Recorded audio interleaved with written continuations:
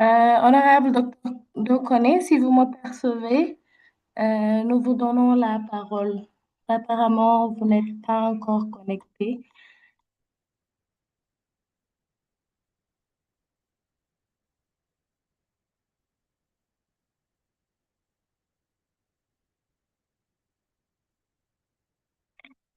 Alors, Aisha, yes, I doubt we have Though online. I doubt he's there. yeah, I just checked. I couldn't see him. So we will continue with the rest of the program while we wait for our colleagues to join us later on. So without any further ado, ladies and gentlemen, join me to welcome the interim regional chairman, Mr. Jonaido. You have the floor for the welcome remarks. Thank you.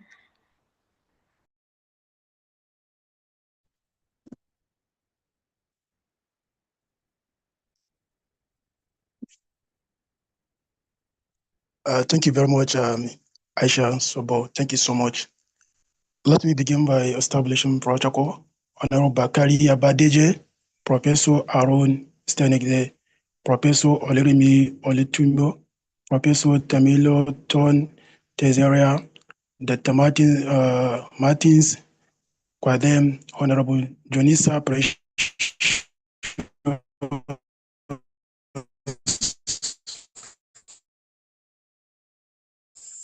Mr. Francis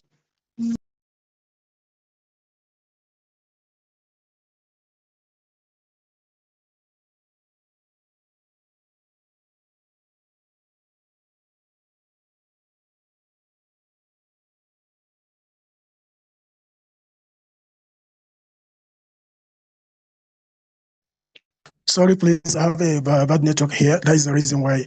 I stand within the existing protocol. Honorable Bakari Yeba Deje, the Minister of the Gambia, Minister of Youth and Sport of the Republic of the Gambia. Professor Aaron Stenede, Professor Oleremi Oletimo, Professor Tamelaton Tezeria, Dr. Martins Kwadem, Honorable Jonisa Precious, Mr. Poranchis Adobe, Honorable James Atonis, Dr. Ahmed Tindi Bravo, Honorable His Excellency Arno Dennis Stephen Geneso, distinguished guests, colleagues, participants, and welcome to this stimulating gathering. As ECOWAS marks 51 years, we honor the founding fathers whose courage and foresight built the framework for regional unity, cooperation, and the shared progress. Their vision created the platform on which West Africa can rise. Today, that rise depends on a new force. Generation Z, the most connected, creative, and ambitious generation in Earth's history. The founders of the ECOWAS Commission set us on a path toward integration and prosperity. They could not have imagined every modern challenges we face, from violence, extremism, piracy, election-related unrest, and organized crime, to economic exclusion. But they gave us the institution and the values to confront them. These challenges are not indictment of their legacy, they are urgent calls for renewal and adaptation. Unlocking the Generation Z powerhouse is West Africa's greatest opportunity for transformation. Generation Z brings deep digital fluency, entrepreneurial drive, and a fierce demand for accountability and inclusion. If we intentionally channel that energy, we can turn a demographic challenge into a demographic dividend, accelerating growth, strengthening governance, and evolve sustainable peace. Today, I feel on behalf of the youth of West Africa, will be more enlightened, more united, and more purposeful. We will translate the founder's dream into visible progress in every community, but this pledge must be met with concrete action from our leaders and institutions. Create real political space, promote youth and women into decision-making roles through quotas that work, mentorship pipelines, leadership training, and a youth-targeted civil pathway. Invest in skills and jobs, prioritize tech education, vocational training, and entrepreneurship support, so Generation Z can build business, create jobs, and innovative public space. Harness digital inclusion, expand affordable connectivity and digital tools to amplify youth-led solutions for governance, health, education, and trade. Protect peace and security, combine prevention, youth outreach, and economic alternatives to steer young people away from violent extremism and organized crime. To the leaders of ECOWAS, today we will recognize the progress made so far and the difficult work ahead. Research shows that unless youth and women gain real, not symbolic influence, our region will miss a historic chance. Vision 2050 will remain a promise unless we empower the generation that will live it. To the founding fathers, present and those gone before us, your legacy endures. The seed you planted is now ready to be nurtured by Generation Z. Your grandson and granddaughters will carry this work forward with new tools, new agency, and an unwavering conviction. Let us recommit today to the ECOWAS dream, a fully integrated, peaceful, and prosperous West Africa, where institutions are strong, freedoms are protected, and development is inclusive. Let the energy of Generation Z be the engine of that transformation. Together with bold policy, targeted investment, and a genuine inclusion, we can unlock the Generation Z powerhouse and the bull and ECOWAS that truly belong to all its people. Ladies and gentlemen, thank you very much for your attention.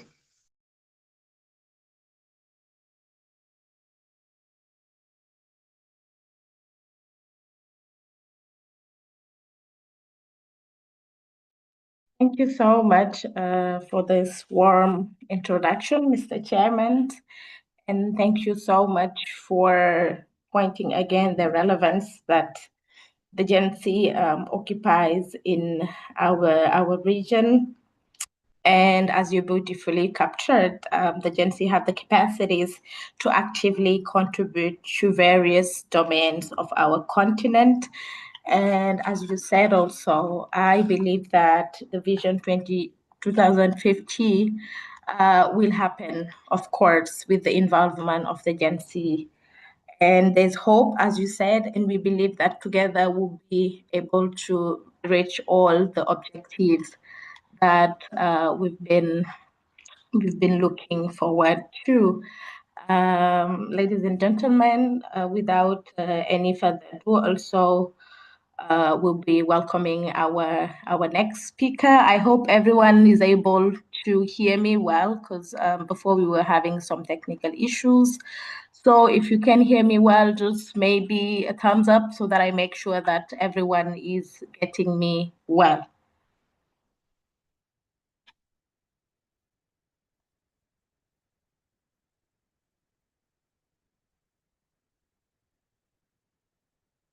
Okay, I believe everyone is able to hear me well. So now I will give the floor to our next speaker, Francis Azubuike, who is the president of the Commonwealth Students Association.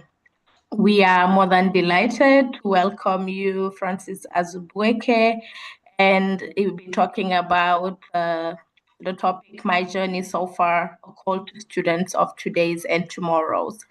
So, Mr. Francis, you have the floor. Thank you.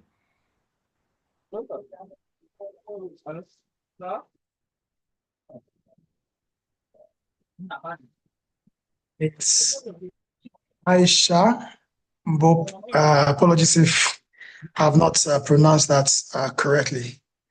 But greetings, everyone.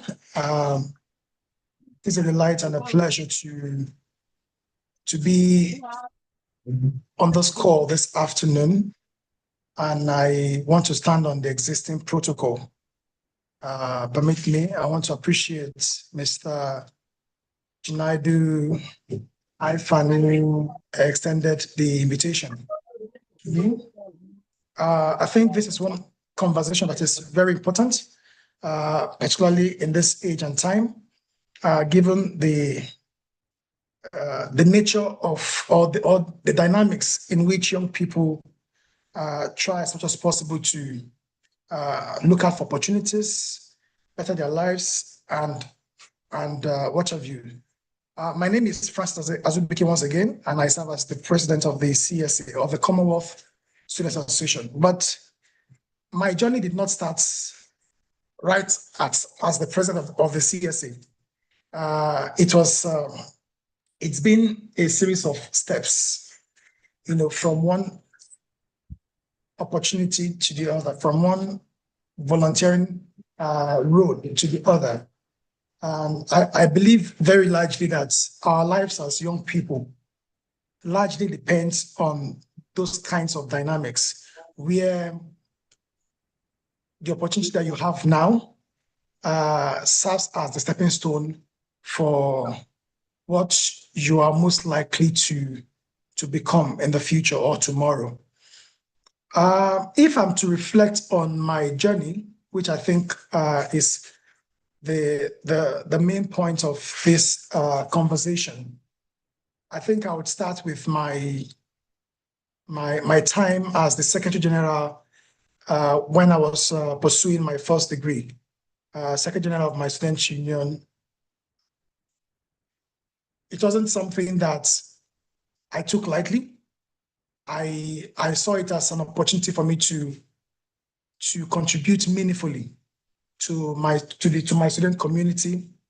I never envisioned at that time that there would be a time when I would be the one saddled with the responsibility of managing the affairs of over 1.4 billion students across our 56 Commonwealth countries. So I count it as a privilege. But then it's like I said, it started from somewhere. So I started as the Secretary General of my students' union, and that was my third year in the university. And then in my fourth year, I received, because of the sterling work I did as the Secretary General, I was elected as the president of my students' association. And then, whilst serving as the president, I was in between before I resumed for my finals, because I was a president when I was in my final years. But before I resumed for the finals, in between my third year and my finals, but I had already assumed the presidential position at that time. I was undergoing an internship, and in one of those days, I came across an advert that was in 2022 for the Commonwealth Students Association. In fact, that was the first time I was going to learn about the Commonwealth Students Association. I have never heard about it before. I knew about the Commonwealth quite all right, and I knew about the United Nations and those organizations because of the pages that I have been following, and that would take me to some other part of this. Later on in this call. So I came across it and I was like, oh, this is a fantastic opportunity. That was a time when they were preparing for an election for the new executive committee. The previous had served from 2018 to 2022. And so there was a need to now go into another round of elections. And one thing that I saw there was the fact that they mentioned that one of the major requirements is that you must have served in a leadership capacity, whether it is local. I think initially they mentioned that it was only at minimum national level. So it's either you had served at international level, or you had served previously at a national level. And I have none of these experiences. I've never served in a national body or in an international space, but I served in my local university council. So, but then later on, I think the opportunity was extended to local student experience, and I knew that I had done quite some handful of work during my time as a Secretary General. And based on the vision I also had for the presidency at that time, I knew that I I have some track record of work and some advocacy record that I had done. So that served as the basis of my application. To cut the long story short, I was elected after I contested against I contested against 4 other candidates from 4 other African countries for the Africa Regional Representative. At that time, the presidency was to the Caribbean region because the presidency is on rotation. So I could either apply for any of the vice presidential positions or for the region. And the only regional position I could apply for was the Africa Regional Representative position. So I applied for that, and I was contesting against 4 other persons from 4 different countries. But at the end of the day, I was elected. Whilst serving in that position as the Africa Regional Representative, I was able to come up with an initiative that I think was very crucial. And that was the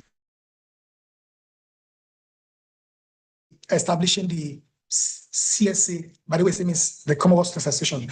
So the CSA Election Observer Group. It was a mirror of the Commonwealth Observer Group. And it was on the basis of the fact that I realized that our students in our respective student unions, a lot of time there are so many abnormality that we practice. And I thought to myself, if we are going to prepare ourselves as leaders of tomorrow, then it means that we cannot continue to do this. We cannot continue to repeat the same mistake that we see in mainstream politics. We cannot continue to exhibit those practices within the student community. So I thought of that initiative, and then I presented that to Congress. Congress is more like the General Assembly, and it was accepted, and that was how it was established. So I led my first election observer team to Ghana for the National Union of Ghana Students elections, and the reason was so that we ensure that these democratic processes are such that they are free. They are free, they are fair and transparent. As young people, we need to embrace transparency in our actions and those kind of things, and come up with a report based on what we have been able to observe. So that, in a way, was to ensure that we practice the values that we preach about or that we talk about. Some of these things only remain in the paper, but there is a need for us to exemplify them, and there's no other way to bring in that leadership than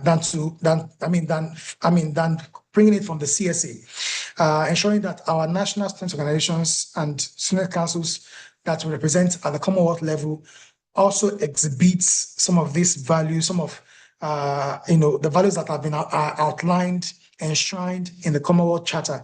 Talk about democracy, talk about the importance of young people, talk about the rule of law and transparency and those kind of things. They are values that should become lived experiences for us as young people. So I thought that was a good way to go about it. And the following year, which was 2020, I led the team for 2023, and then in 2024, we were invited by the National Association of Nigerian Students.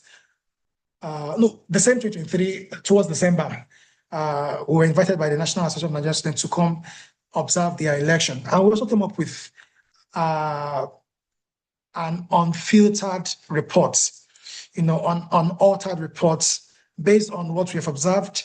We were able to, produce the recommendations that would further strengthen their democratic processes. And so, it is important. At that point, it was important that in whatever that we do as young people, we ensure accountability. If we cannot be accountable to ourselves, then I don't see how we can expect accountability from those in the mainstream politics, because over the years, over time, it has always been the practice where we find student leaders who transition into the mainstream politics. And so if we're not able to right the wrongs, if we're not able to correct the wrongs, whilst we are serving in this leadership positions as young people, then I feel that it would continue unabated when we eventually get such opportunity. So it's also important that we also try to practice and correct those anomalies. And so from being the Africa Regional Representative, in fact, I had no idea that after the 2022 to 2025 term, the presidency would have gone across the entire regions, the five Commonwealth regions. I was also, ensuring that, for member organizations who had the need to work on their constitutional review, ensuring that their voices are being advocated for, are being channeled at the Commonwealth, at the Conference of Commonwealth Education Ministers meetings, at international events. These issues are being brought to the fore. And so I did all of that because of the passion that I have for the student community. I had no idea that upon rotation, the presidency would be coming to the to Africa, having gone around the 5 regions. I would also probably touch very quickly on my background, which is in architecture. I think one of the things that I've also realized as being beneficial has been the fact that my knowledge of the urban space, ensuring that designs of adopt low carbon, energy or sustainability. Some of these things have also helped me in my advocacy, particularly when it comes to issues around climate change, climate education, climate justice, and those kind of things. It has also helped me to refine my knowledge about that. I never saw the need why I should extend my knowledge of design, of the environment into such spaces. So I think I just quickly touch on that. Then, when I was doing all of these things, one of the things that I failed to realize is that there are people who are actually watching you, who are seeing how you're showing up in the world. And I would say that it's one of those by benefits that you get when you are very passionate about the work that you do and how you're doing it, not necessarily for the gains. And maybe I need to also reiterate that some of these previous roles were done purely on voluntary basis. They were not paid roles. So one of the things that keeps you sustained, that keeps you going on this journey of leadership, of contributing your quota to national or international development, is your passion. So which also means that if you do not have the passion, if your motive of coming into a leadership space as a young person is to beautify your CV or to add up to your portfolio, to brag with things that, oh, you've been this or you've been that, then it means that you may not be there for too long. Or if you're there, then there's not so much that you'll be able to do in the service of the student community. One of the times that struck me was when I was attending a meeting for accredited organizations in the Commonwealth. Somebody told me that they see all the work that I do. That was when I was serving as the Africa Regional Rep, by the way.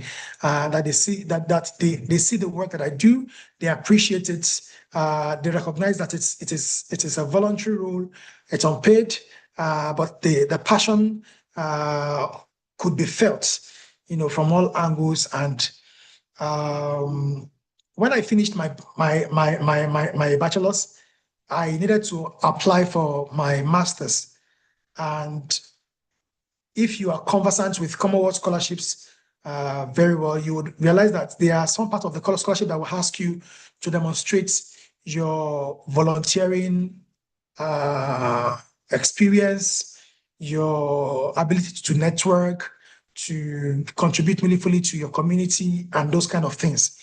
So because I had made those contributions, because I had volunteered both at my local university before coming on the CSCs, was because I had so many things to talk about. The times when I had to advocate for students' school fees reduction and those things. So I had so many things to write about, and it was one of the things that I would say helped my application. Not necessarily because if I had been in that position, but without, and I did nothing, then there is a possibility of, not being able to write. I will not have anything at all to write about. So the opportunity to serve, the opportunity to be able to contribute in my own small way to my community helped me to be able to demonstrate my leadership capacity in that scholarship application. And lo and behold, I was able to get.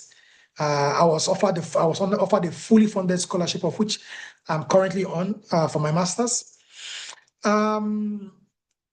Through my engagement also as the Africa Regional Representative, I was able to. I was offered the opportunity, or I was elected to the steering committee of the Global Student Forum in 2024. So that also offered me an opportunity to represent the Commonwealth Association at the GSF, ensuring that issues that are cut across not only the African region now, which I represented, but across Asia, Africa, Caribbean and Americas, Europe, and the Pacific were captured at international meetings, which also meant that I needed to, I need to have an understanding, of issues, particularly educational issues in these regions, and understand the various contexts that these issues operate within. From there, I also got to lead. I was also from the GSF now, from my involvement in the GSF as a steering committee member at the Global Student Forum. The opportunity came for an AU project, an AU-EU project, and I was able to also lead on that to, for a major project in Zambia, Sierra Leone, and Belgium. But why am I saying all of these things? It's so that you understand that the opportunity that you're seeking for, the opportunity that you're seeking for would not come with some perks. They will not come with immediate benefits. There are times when you would have to put in the work. You have to show that genuineness in service. You have to show that you have come not for the benefits, but to put in, the work, to put in the service, to not to decorate your CV, but to ensure that you are leaving your mark, within the space that you serve. and, it doesn't matter who is clapping or who is not clapping, you just want to be, you just want to be useful to your community. And so that was all the basis. But I realized that we in this generation, we are young people who are not, we are no longer as patient as we can. We want some immediate gratification, immediate benefits. And in the journey of leadership, it's I would say it doesn't come down step after the other. So there are times when you have years of unseen work, before you are eventually seen and recognized, and what have you. Your work is being appreciated. So it comes with so much sacrifices. So because of my work at the GSF, also I was offered a 50,000 project grant at the by the AU-EU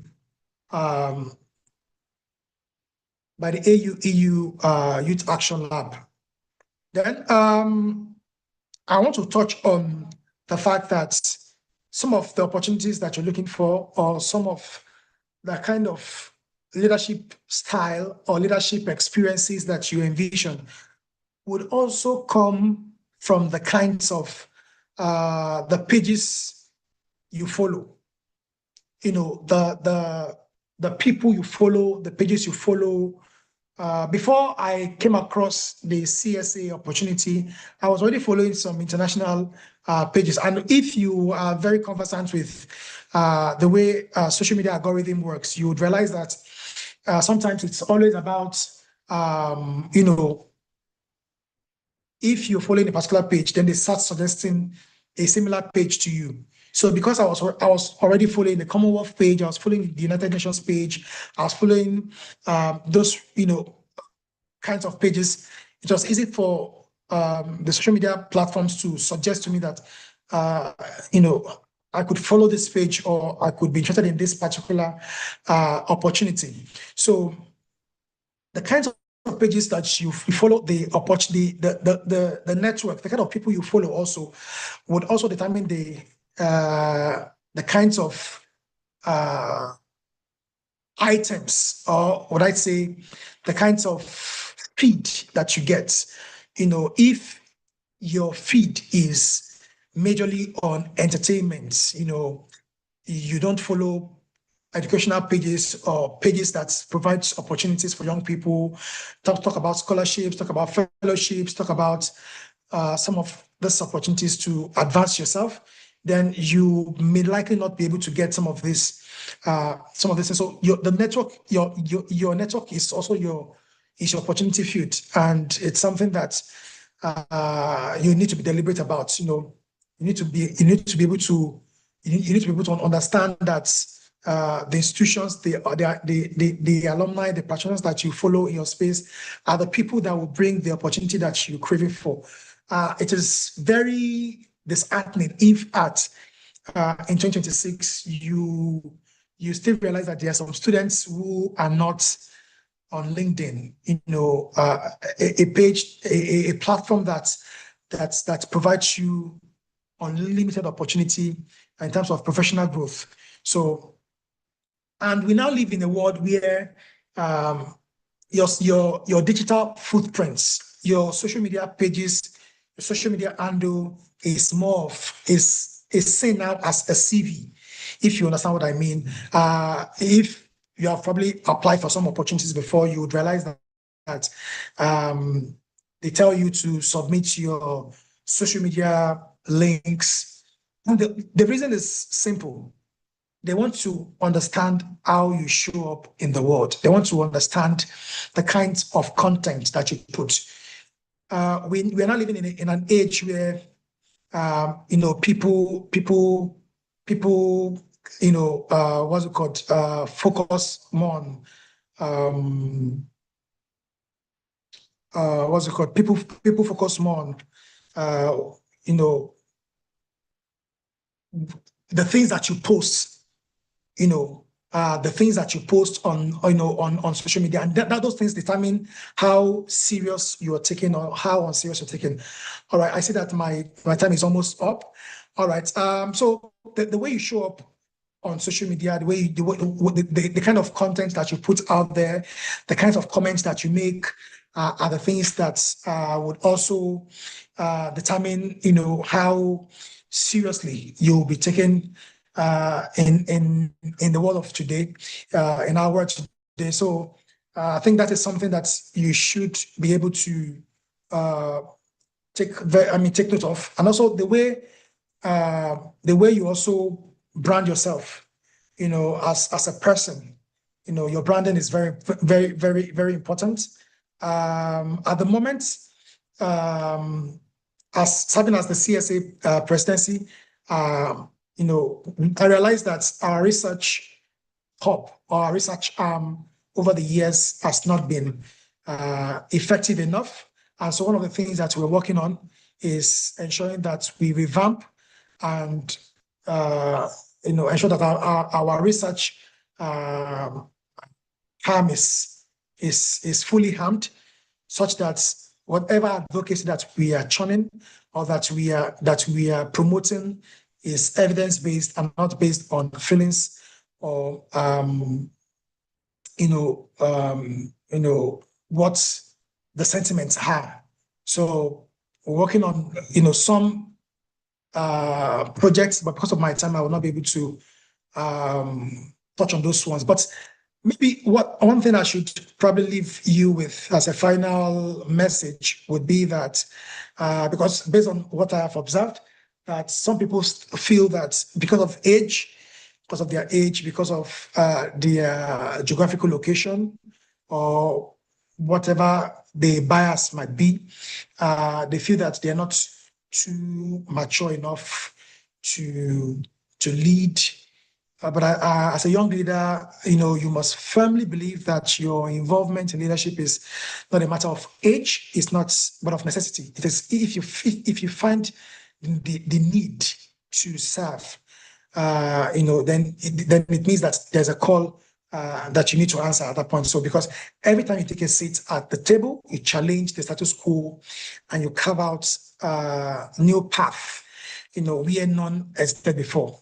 When you step into the chambers of leadership, you don't merely inherit the future, you actively shape it in real time. Thank you very much for your attention. I would stop at this point for any question.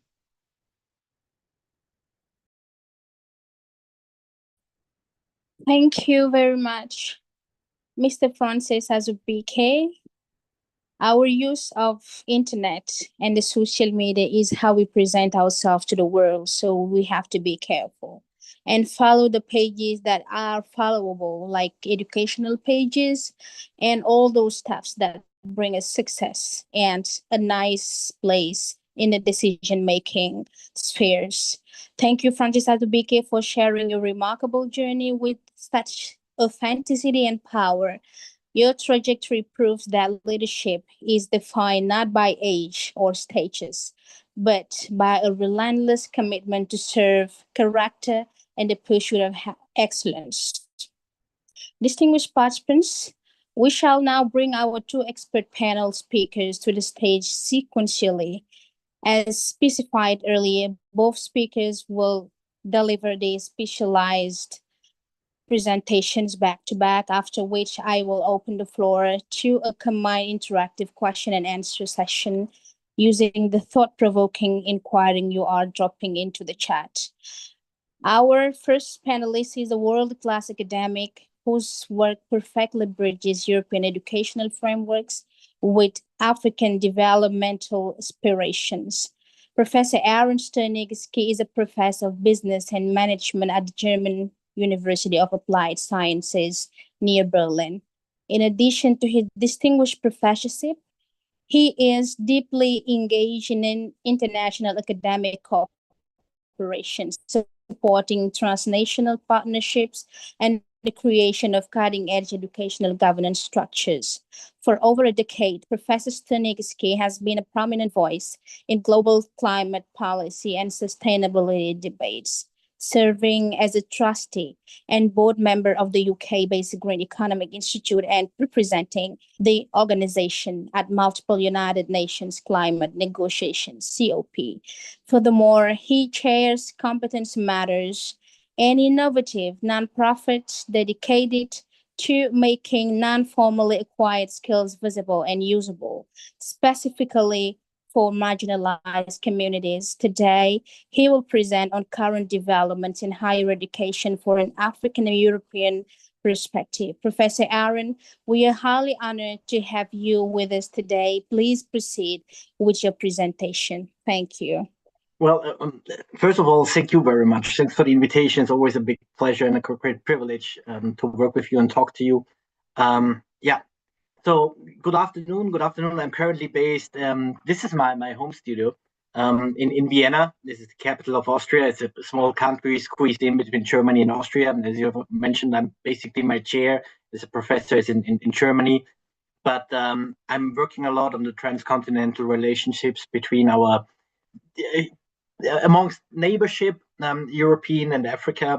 And well, I was asked to think about Generation Z and what it means on both sides of the Mediterranean Sea, this specific cohort, and what they bring as experiences already to the table and how we can envision them. So please allow me to actually share my screen, because I want to give you some statistics.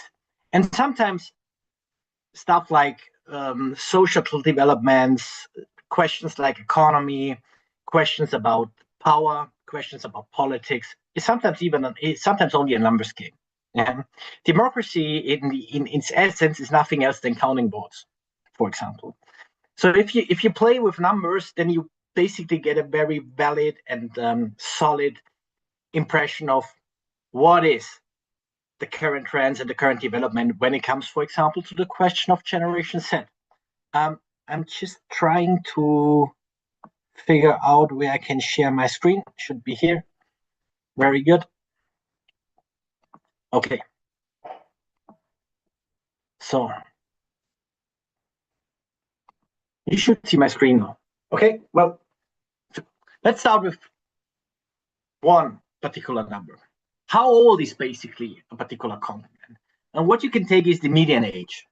Thinking about, you take a certain number and half of the population is younger than this particular number and half of the population is older than this particular number.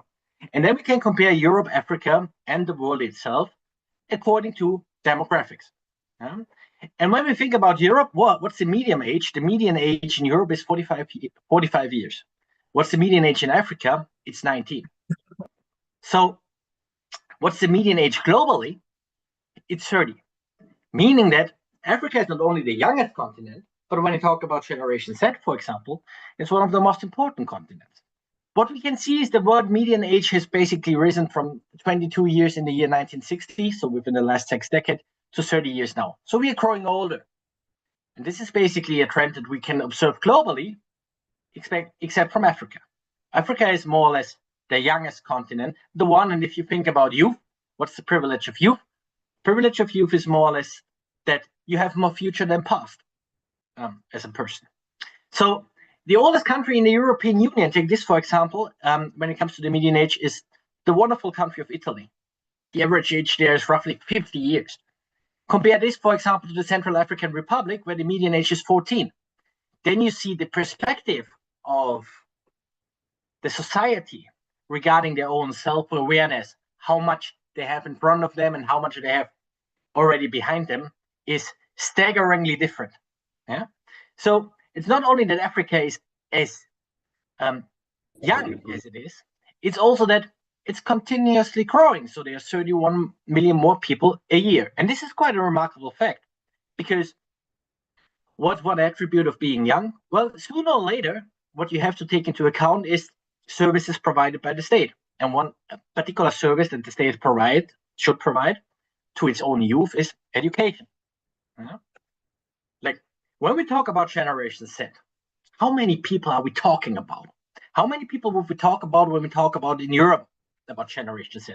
Well, there is no precise statistics because there is no unified statistical office that takes it all into account, but there are some reliable estimations and calculations.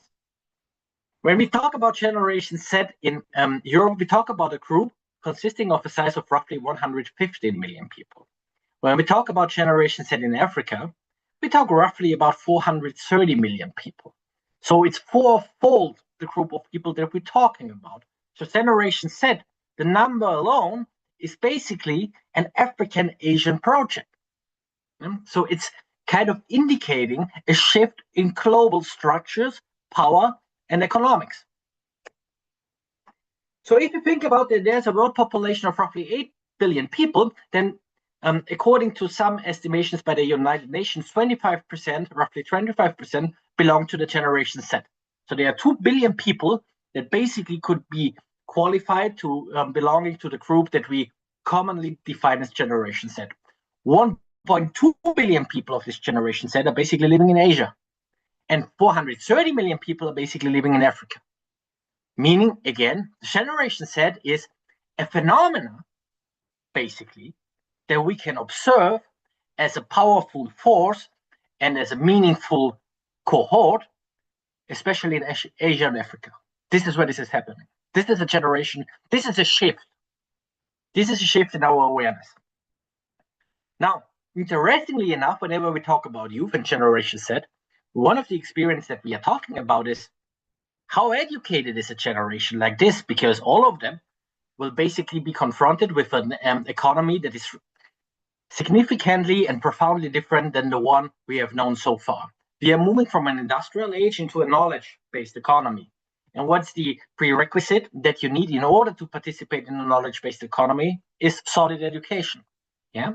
So interestingly enough, what we see between the year 2000, since the beginning of the millennia, and the current status quo is that globally, more or less, no matter if you take primary education, secondary education, or tertiary education, well, all of it has basically grown by the numbers. But the most significant growth has happened when it comes to tertiary education, meaning, okay, you have some kind of education, you gain some kind of education related to college or university experiences. Right? And this has grown significantly from 100 million people roughly in the year 2000 to 266 million right now. But here's something interesting. There's a counter trend where Africa basically is different from a global development. In Africa, what you can see is progress on all levels, and also expressed by the numbers expressing trends in education. Yeah, you can see that in the year 2000, 80% of the African youth basically received primary education. Meanwhile, it's almost everybody, 97%. When it comes to secondary education, well, this is real progress that happened within 2.5 decades, because Africa went from 25% of their pupils receiving a secondary education to roughly half of the population, so from a quarter to a half. But where we see some gaps still compared to the global trend is when it comes to tertiary education. So universities of applied science, colleges, whatever it is. And still, you can see that the percentage has doubled, but anyway, it's still comparatively low. Yeah? Well, what is interesting as well, if you take into account what's the amount of the gross domestic product that the African states, for example, spend on education, then, well, it's tightly comparable to what the European Union and their member states, so what Europe is spending on their education. Europe is spending roughly 4.7% of their GDP on education, whereas sub-Saharan Africa, in that case, is spending 3.5%. So the percentage is quite comparable. It's quite close. And whereas the European number has basically sunk during the past years, the African number has basically risen. But what you have to take into account, it's a relationship. And it, of course, matters where you start from. And the difference there lies in the difference in the GDP, because Europe itself has a much higher GDP. So the overall expenditure on education is much higher than the African one, even though the relations are quite comparable. If you think about the total students enrolled in sub-Saharan Africa, all numbers combined, and this is a remarkable figure, because it shows you how much capacity building there were, how much teachers basically were educated, how much classrooms were built, how much chairs and tables were bought, and so on. Because what you can see that within roughly 2 decades, the number has risen from 120 millions to 262 millions.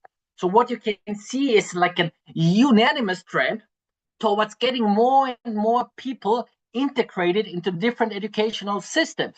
And there is nowhere, when you think about the capacity and the leverage that has been created in 2 decades to actually educate 140 million people more a year, then it means that Africa basically facilitates the capacities to enroll 7 million more students a year compared to the year before. Well, it's all driven, of course, by the population growth, but this is how you need to handle it.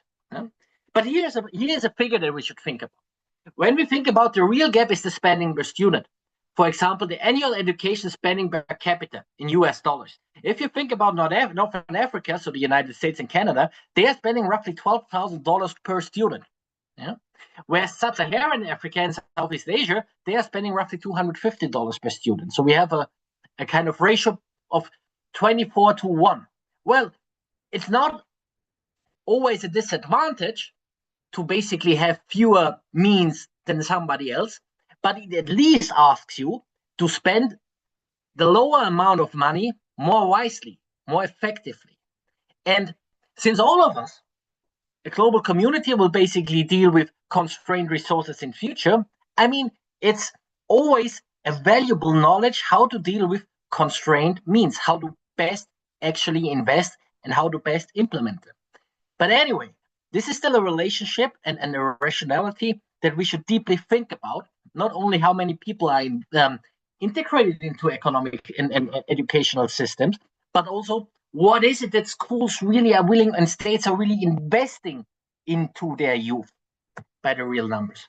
But think about the European Union. We have roughly 95 million students. Yeah? And if you think about how we group them and how we divide them, then you can see, well, the major group of European students are basically currently secondary students, meaning also that if you take it into a relation that Europe is currently the oldest continent on this particular planet, then it makes sense that the secondary group is the biggest one because tertiary education in itself reaches less people than primary and secondary education. And on the other hand, by lowering the birth rates, as we see it in Europe, there are fewer and fewer students who actually go to school in primary. So here's some conclusions. Africa's low median age means huge and growing education demand, and you are having the capabilities, and you have proven to have the capabilities to actually meet this growing demand. Yeah? Access is rising, but quality in tertiary education is still lagging behind. So whereas in the last decades, there was a lot of involvement and a very, very highly educated generation set that came up in Africa with now all the knowledge that is there to basically shape future societies and future economies. The challenge that lies ahead, how to build university systems that are also capable of integrating more and more people to basically create a knowledge system that helps Africa to integrate themselves in their economies into the knowledge-based economy. But it's already proven that there's the state capacity of African states to offer education. Well, the per capita gap matters more than the GDP share. So we said, okay, there's a comparable share of GDP that is invested in Europe into Africa, for example, in the overall system of education. But when we have to take into account the sheer numbers and the sheer money that is invested, then we come to a ratio of 25 to 1, for example, if you compare the US to the average spending in Africa. Yeah, and the demographic pressure will keep rising, but demographic pressure keep rising is a wonderful idea because most of our constitutions, no matter if it's in Europe or in Africa, they basically express an entitlement, a right to education. Yeah? And it's not that we demand it from the state, but the state itself is guaranteeing it. There's something like a state who is responsible to basically offer you some fundamental rights. And one of these fundamental and basic rights in a society of the 21st century is access to education on all levels. And here's one last point that I want to make. If you think about the North-South relationship and the future of the North-South relationship, there's something we have to talk about instantly and critically, and this is more or less the debt that has been created. You know that in the year 2008 and 2009, there was a global economic crisis. And it was basically caused by the housing market in the United States. And from there, it, like a wave, it touched the globe. But one of the consequences of the global economic crisis is capital was abundantly available because no one wanted to invest. And if a good like capital is abundantly available, what is happening? It's basically getting cheaper. So there were hardly any interests to be paid on actually taking capital.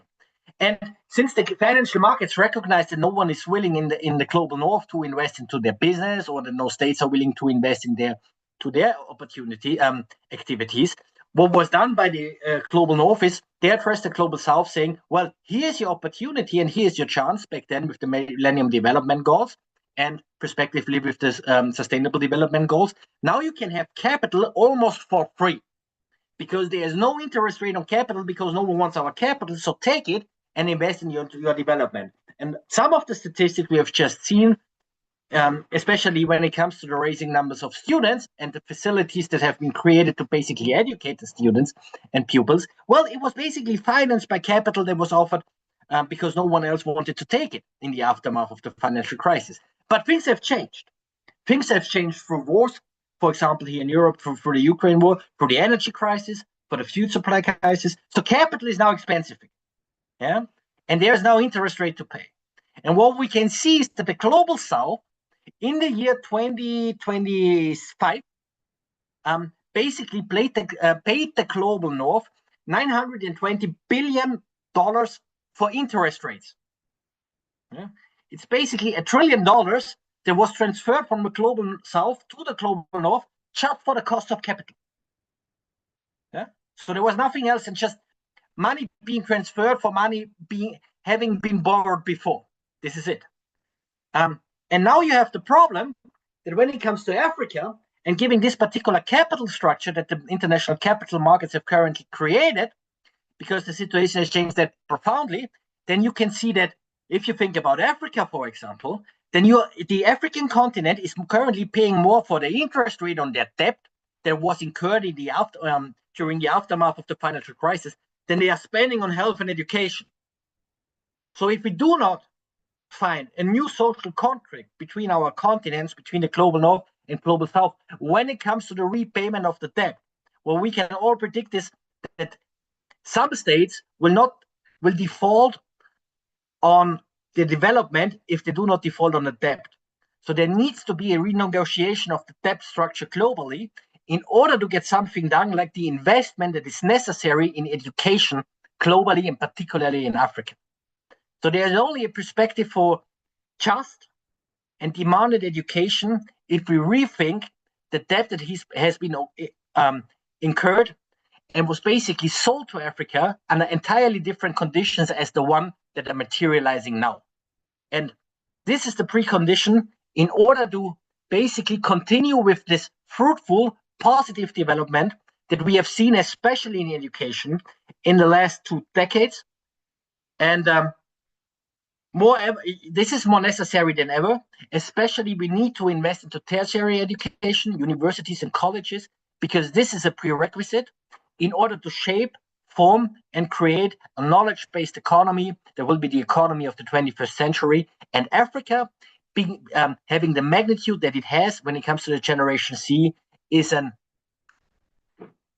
part of this particular generation. It has a major stake in this particular development. So thank you very much.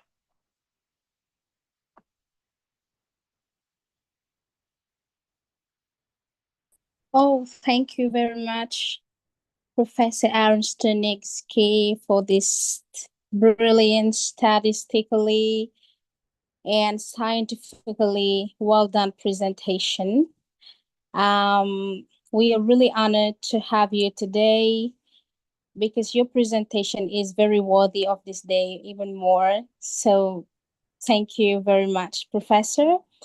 Let me just forward you the questions by the audience because I have selecting some questions from the audience. Professor Aaron, looking through the lenses of our participants' concerns regarding educational disparities on the continent, here is the first urgent question from our audience. What practical policies can Africa adopt to reduce inequality, close to the digital divide, and ensure Generation Z benefits equally from current educational transformation? Thank you. It's a very good question because, well, think about the, give me the chance to actually answer it a little bit, or to frame it bigger. If you think about AI models, they are trained on data, okay?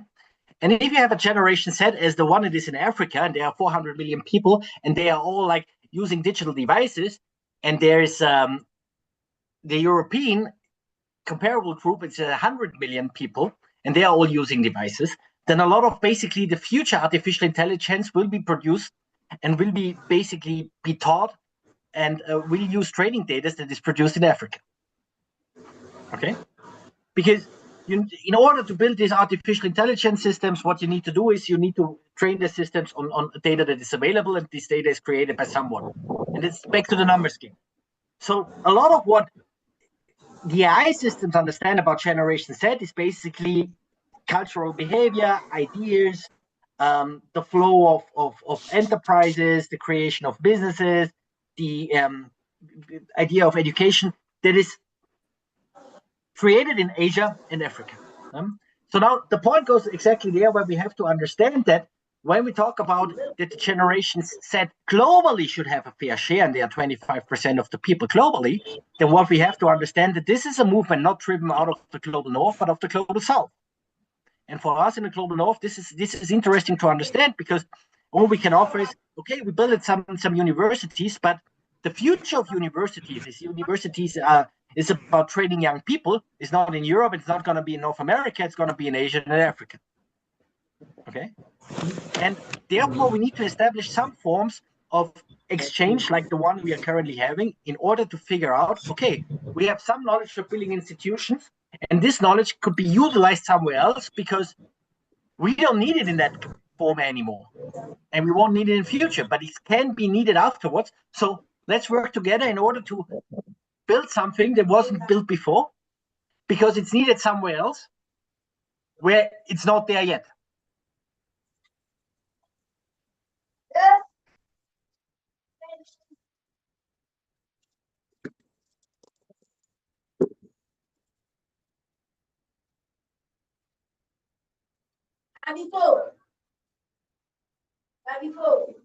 So, thank you very much. Thanks for the conversation.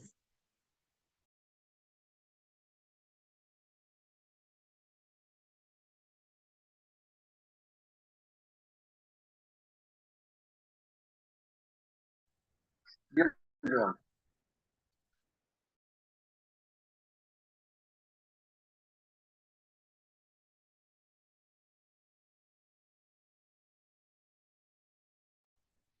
I don't know, but there was a second speaker announced, so I will hand over to the second speaker.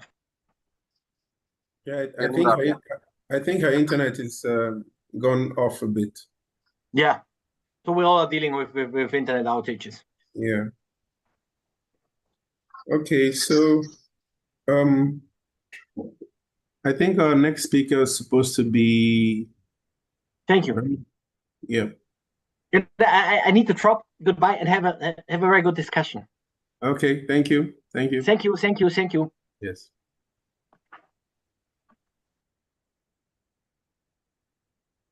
Okay, thank you very much. I am going to call a very brilliant lady to lead us through the next session. Honorable Aisha Mboup hails from Senegal and has perfectly established a professional presence and leadership footprint in Germany, serving as a powerful bridge between African youth innovation and international standard practices. She is globally recognized for her dedication to socio-economic development and youth empowerment. Hon Aisha, we are absolutely delighted to yield the digital floor to you. Please lead us to this session. Thank you. you so much, Honorable Yasin. Hello again, ladies and gentlemen.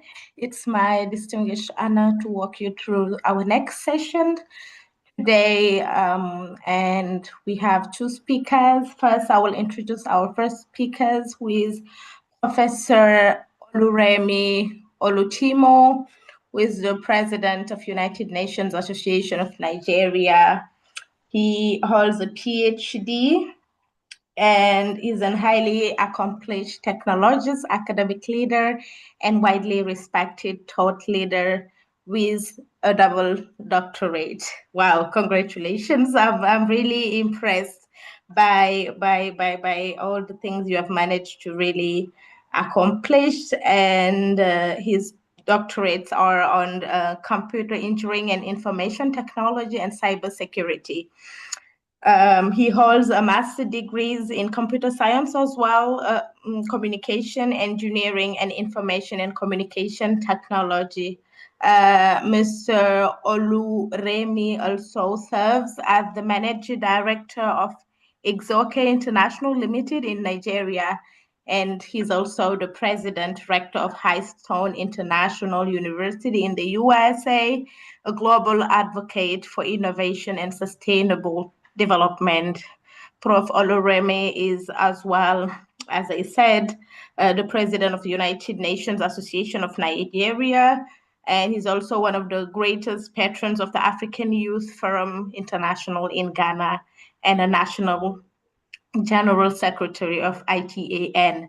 He has been honored as a distinguished ambassador for peace by the Universal Peace Federation and named UN Ambassador of the Year. Prof. Oluremi has also received the Lifetime Achievement in Transformative Education and Institutional Innovation Award in Bangkok, Thailand. He's also a registered member of the professors. Does someone speak English? Okay, just excuse me, I'll have to.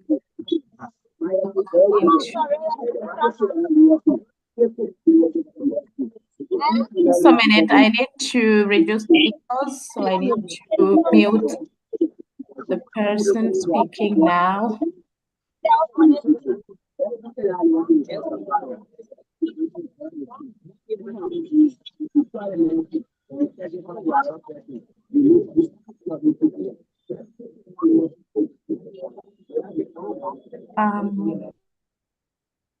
Excuse me, I just need to mute the person speaking. Sorry.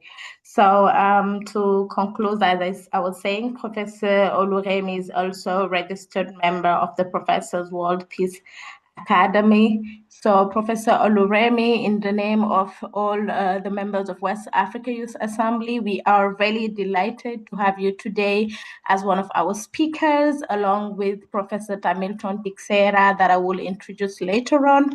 And Professor Oluremi, I'm so happy to give you the floor for you to discuss topic empowering the next generation, youth, mentorship, and the future of Gen Z's leadership in West Africa. Prof. Oluremi, you have the floor. Thank you. Thank you very much. Thank you. Sorry, I'm a bit late. I was chairing in the UN Nigeria meeting because of there's some development coming up, and I just have to, chair the meeting. So.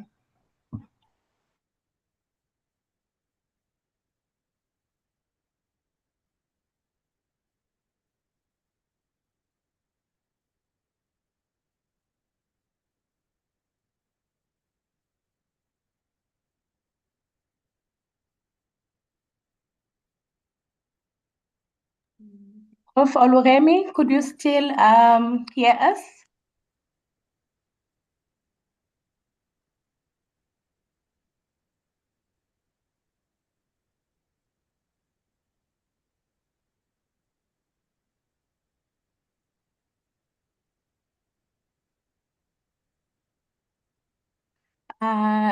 Dear audience, apparently Professor Oluremi is having an internet issue. Let me just, yes, I think he even logged out. So hopefully he will join us in the next seconds.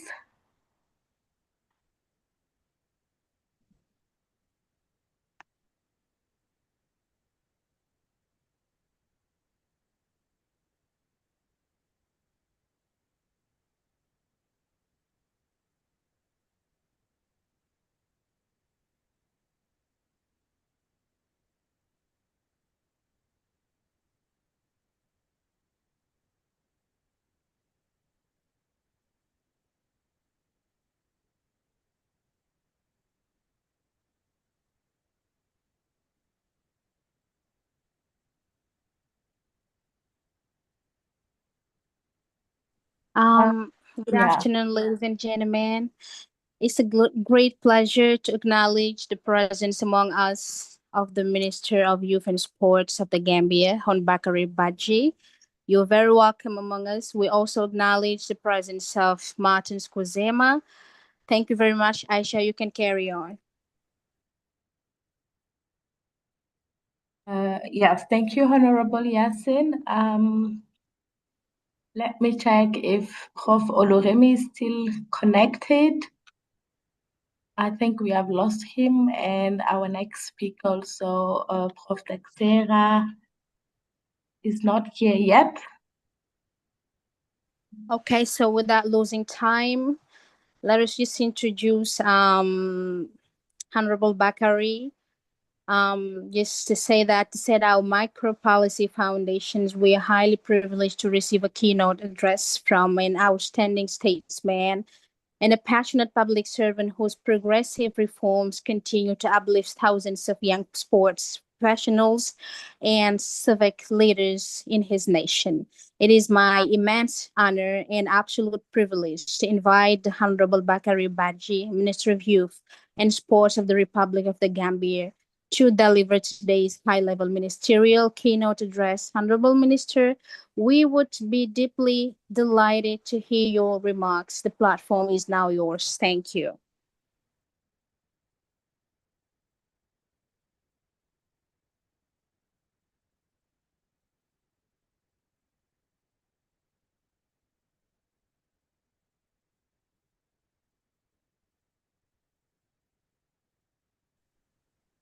I must say it's good afternoon to all of you. Maybe good evening if you're watching from other parts of the world.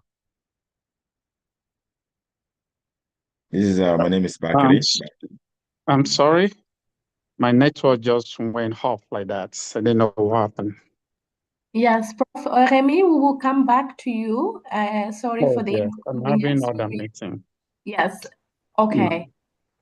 I'll reach out to you privately. Thank you so much. Okay, I'll wait. I'll wait then.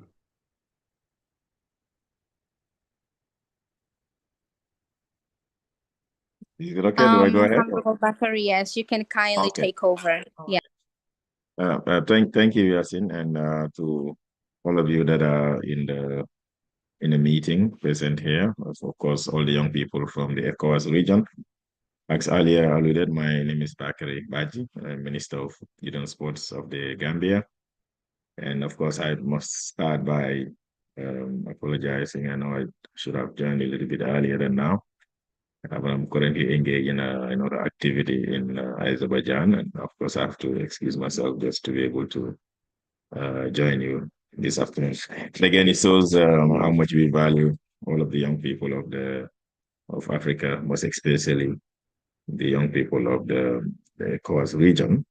And it's good to see all of you today that are leaders taking the role in engaging young people, but not just among yourselves, but of course inviting all the other individuals that have something to share with you, be it at governance level in government or at the academia or some other institutions that would have an impact on young people.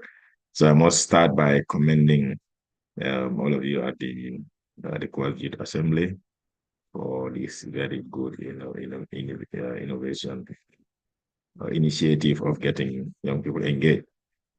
To start, it is an honor to participate in this ECOWAS Youth Seminar on the theme Harnessing Generation Z. for regional transformation. As we all know, ladies and gentlemen, Generation Z is the most connected, most innovative, and dynamic generation in our history.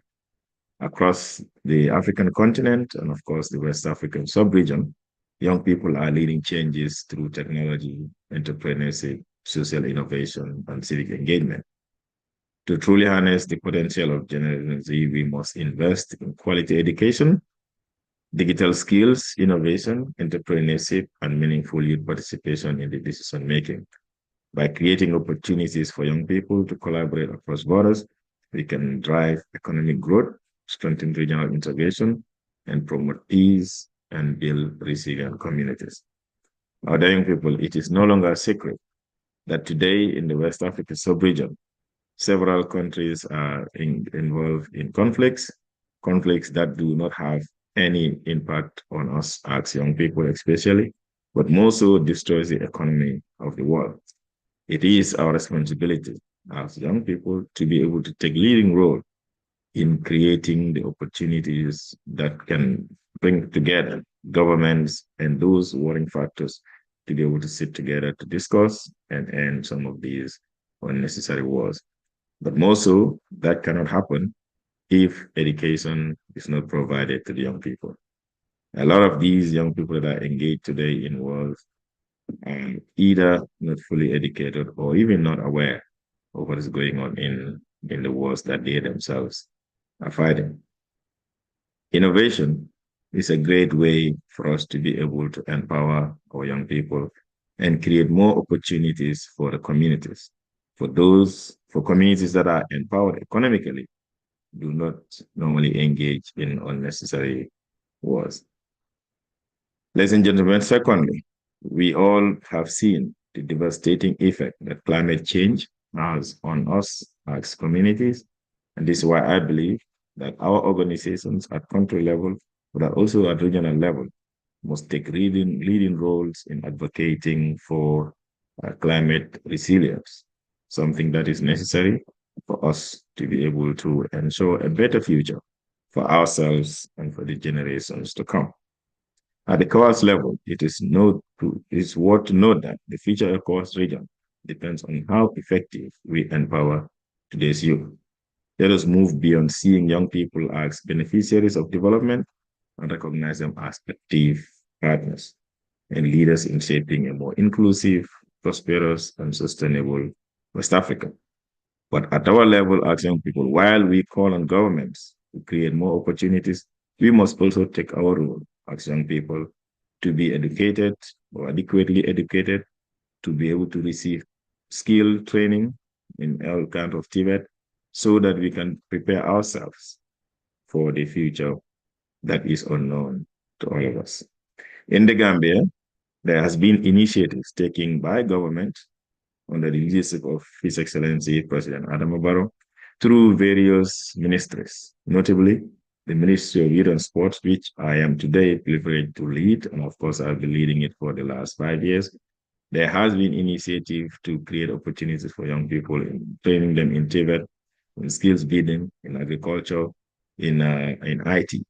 And this has been done through the establishment of different IT hubs in the rural areas as well as in the urban area. But most significantly is the fact that under the National Youth Council, the ministry operates a youth incubation hub, which serves as a room for training young people to be digitally aware, but also to be able to create applications that can be useful to them and those that they can be able to market to other companies. Under the Ministry of Communication and Digital Economy, the government of the Gambia continue to invest in training, in expanding our digital space, not just for the economic growth of the country, but also to ensure that we are giving opportunities to our youth.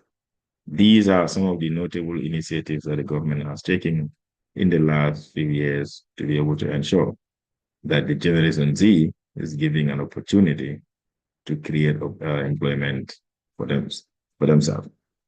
Under the agricultural scheme, the Gambia Shanghai Initiative, an initiative that is modeled from Porto Novo, is creating employment for young people through a 1 year or 12 months intensive residential training on modern agricultural techniques.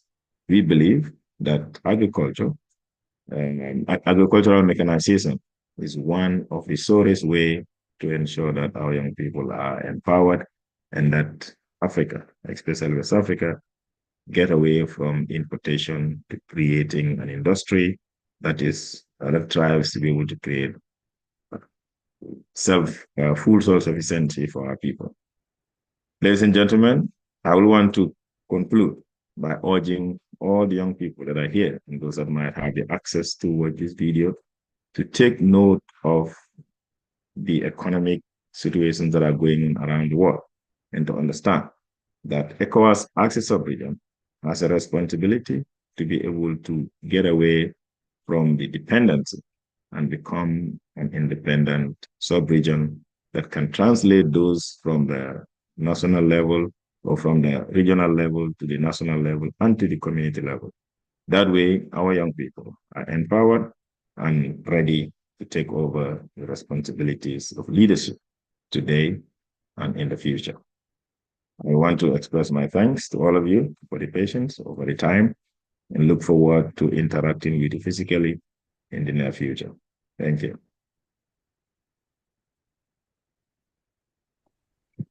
Our deepest, most sincere gratitude to you, Honorable Bakari Badji, Minister of Youth and Sports of the Republic of the Gambia. Thank you for that stellar, brilliant, and policy-grounded address. Your assertion that Generation Z is the most innovative youth in history is powerful. Your presentation shows that youth investment is not an act of charity, but a core macroeconomic necessity for sub-regional survival. Is a message that must echo across every cabinet meeting in West Africa. We thank you for your time, your leadership, and your enduring support for the West Africa Youth Assembly. Thank you for all that the Gambia is doing for its youth, economically and all the sectors. Because if the Gambia empowers its youth, it empowers every young people in West Africa, because one young people away from delinquency, from harm, is all West African youth away from those atrocities. Thank you, Honorable Bakari. Ladies and gentlemen, please fill the chat with expression of gratitude for the Honorable Minister.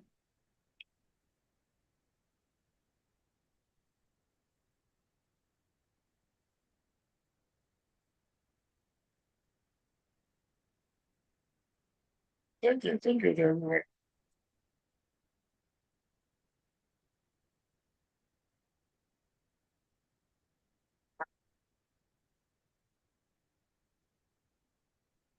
Okay, so Aisha, you can carry on with Professor Oluremi. Yes, thank you so much, Honorable Yasin. Professor Oluremi Olutimo, we are more than happy to have you back. And he will be talking about the topic empowering the next generation, youth, mentorship, and the future of Gen Z's leadership in West Africa. So, Professor Oluremi, the floor is yours. Thank you. I want to apologize. I don't know what happened. African network is very good. Don't let me say the otherwise. Thank you. And also I want to thank, I want to appreciate the Honorable Bakri. Governments, I've been given position as a special advisor on ICT and other ones. And I know when you talk of, when government is interested in the youth, most of them don't know really. They only make use of the youth. They don't plan for them. I want to appreciate you and your government, Gambia. In fact, I'm even having a kind of affiliation. There's one training in the school, university, that is affiliating with mine in Gambia. So it's amazing what you're doing, and I want you to do more. Very much. Thank you, Honorable, hearing you and your plan for the youth. I think that is the best thing that you can give to the world. Thank you very much. So, thank you. Let me go to my own talk today. When they gave me the topic, I was looking at me, myself, I'm a drive with the youth. First, I would like to start by first appreciating, distinguished guests, respected leaders, mentors that are here, colleagues, and my fellow young people. Good day. I'm one of you, because I remember there's a country I went to, one African country I went to, and they stopped me at the immigration, and they asked me to tell me who I am. And I told them that I'm a professor. They said, you don't look like one. I said, I am a professor. He said, no, because the professor will know they are very big, they have big mustache, they have this. Why do you? I was wearing t-shirt. And I was going, because I was going for one AU program then. So they didn't believe until I started bringing my ID cards out and everything to show them. And then I told them, do you know that I have 2 PhD to myself now? They said, oh? I said, yes. The narrative has been changing. You are going to have more young professors coming soon. And your country should begin to encourage and pray, because you can't believe that in the whole educational setup, there's no PhD in that country. They just have only few masters and then BSc. Man, Africa, we need to wake up. I'll start with that. So, it's both an honor and a privilege to speak on a topic that is not only timely, but also essential to the future of our generation, talking about the empowering the next generation's youth, mentorship, and future of Gen Z leadership in West Africa. West Africa, let's say defining moment in history. Let's look at the history. They are home to the youngest population in the world now, with millions of talented, creative, and ambitious young people. The demographic reality is not simply a statistic. It is an opportunity which they need to exploit, which they need to take. Whether this opportunity becomes a source of growth and innovation or a mixed chance depends on how effectively we prepare the next generation to lead. Then who are those Gen Z? Should I call myself Gen Z? Maybe you guys will tell me at the end of it. Maybe you should call me my Gen Z, or the gender is going. Gen Z, those born roughly between the late 90s and early 2010s, is already transforming society. I want to applaud you guys. I know what you guys are doing. Because I was a mentor to one guy they never thought he was going to maintain. And that is the association you people talk about, which is, I'm the grand printer of it, AYFI in Ghana.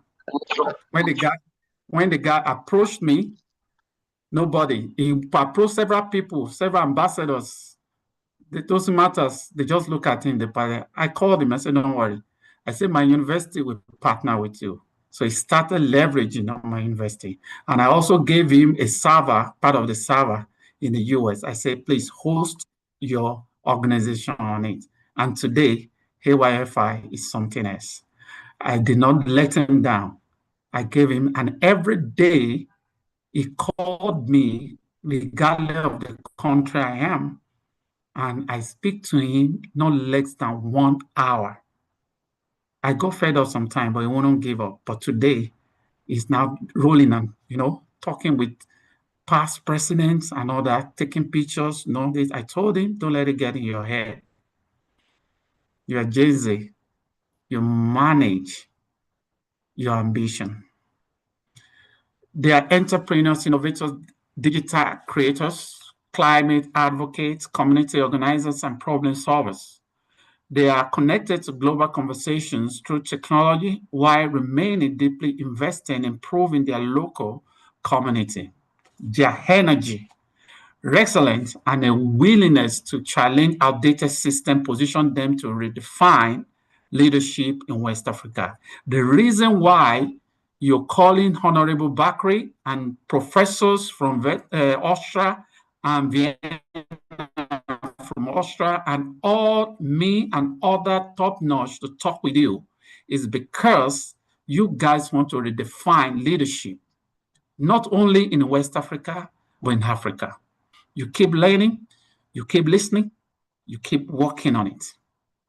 See, I'm going to take the way I'm going to talk, I want to make it so brief, not too much talk. I'm going to break it into sections, into topic one by the other. I'll be taking it, explaining it to you so that you guys can really understand what you, Gen Z, really needs to do. Opportune, let me tell you my life. When I entered university in 1995, there was an issue and they called me Teraja, you know, when you know engineering. My first degree was electronics computer engineering. So they called me Teraja because I was the first to start teaching my mate tutorial. Normally, it's been done by the higher level, maybe from 200, 300, 400, it will come down to 100 level to teach them. But I was, and they both called me Teraja and K.A. Stroud. If you know K.A. Stroud, that engineering maths. You know, I can differentiate anything, differential equations and other ones. So then there was an issue in engineering faculty. Nobody was ready to take that note and all that. And because through taking a tutorial, which become historic in its nature, all other my friends started taking it. That is one thing I want to tell you something about you, Gen Z. Don't wait that they are going to create a platform from you. You can see what Honorable Bakari said. They are planning, they are working on it. You need to leverage on what is there. You need to create a platform yourself. You need to know which platform you need to work with. You need to know how unique your gifting and talent is. And you need to begin to walk through that, to redefine yourself, to let people know that you count and you can make a difference. I told them that what is happening in this faculty cannot be. They said this has been there for a long time. You can't just come 100 level. You have not even done your first semester exam and you're talking. I said, but I can't keep quiet when I see what is going on in this faculty. They said, well, the election is coming and everything. You can campaign and make yourself one of them. Then you can change it. It was a challenge to me. But I was still talking and everything. They said, go. And you can't believe that I contested that PRO, Public Relations Officer, and somebody else in the higher level also contested. But you know one thing, it was one of the highest, because I campaigned that day. Me, I know nothing, but I don't know that when you are faced with situation, that is where you discover who you are. Then I fought myself. I campaigned, and it was well contested. The other people, they were not interested. They were interested in PRO. And at the long run, I won the election. I've not done my first semester exam in engineering. I won the election, and I was the PRO of the Faculty of Engineering. Not only that, it was during the military era. And I fought to the extent that before I left engineering, I created an association which was not meant to be. It's still existing now. After 10 years, they failed. But when I started it through my position at PRO, Association of Electronics and Computer Engineering Students, I name it ISS, and the association is still thriving today. I'm the founder, I'm the first president, and I handed over to a successor who did not kill it, but continue with it. Because that is what we're lacking in Africa. One leader goes, another one wants to start again. So wasting resources, wasting money, wasting talent, we waste a lot in Africa. So that's what I want to push you into. That's what I want to tell you, Gen Z. You need to know, align yourself with the right mentorship, right leadership. If you move with an idiot, you become an idiot. That's just it. So if you move with the wrong youth or wrong leaders of youth, you become a wrong person, personified. So you need to define yourself, your uniqueness, discriminate it, and work in it. Introductions, which I've said before. I said I'm going to break it into topic, and I'll be very fast about it because of time. I need to, walk into another meeting. West Africa is one of the younger population, making youth its greatest assets. Youth, the greatest assets. That's it. You guys to know that youth is the greatest asset of West Africa. Gen Z represent a generation of innovators, entrepreneurs, and change makers. I've said that one in my introduction. Investing in young people today is essential for sustainable development and future leader. That's what I call it. raising Black, sustainable Black leaders. That's what I told them in the youth in the US when they were talking about it. I said, no, if I'm to start something, I'm going to start on what I call raising sustainable Black leaders. We need to. We lack leaders. We are just managing leaders. We are recycling old cargoes who have nothing to offer us. But you are there. What are you looking for? Do you think you cannot change the narrative? Do you think you cannot change this world? Do you think you're useless? No. Go make yourself count. The second one is understanding Generation Z. Let me just quickly say that you guys are digitally connected and you are technologically savvy. During my time, I don't know all these ones. I read theory on this thing. I was the first person, I think the second person to design a website in the whole Nigeria, or the second person. And it was a raw code. And how do I get it? I'll go and try to go to the internet. And you know that internet during that time, you have to do dial-up. Before you go. But I was able to download website, go to the source code and study it. I went through a hard time. Before I couldn't get material. Material was not so available. And that time, we don't even have Google. We have Atavista. That is one of the most search engine we're using then. So I have to keep reading and developing my first website, developing it for this. And that's how I got moving. So Gen Z, this day, you guys are blessed. You have AI. AI can be anything. You can do anything. You can hand with AI. Then secondly, you guys have that entrepreneurship, this thing. I cannot mention many people, many youth this day that are into this entrepreneurial idea of what they're doing. Creative and innovative. Thirdly, you guys passionately about social justice, but no direction. You are passionate about it, but no direction. And with that is a climate action and community impact.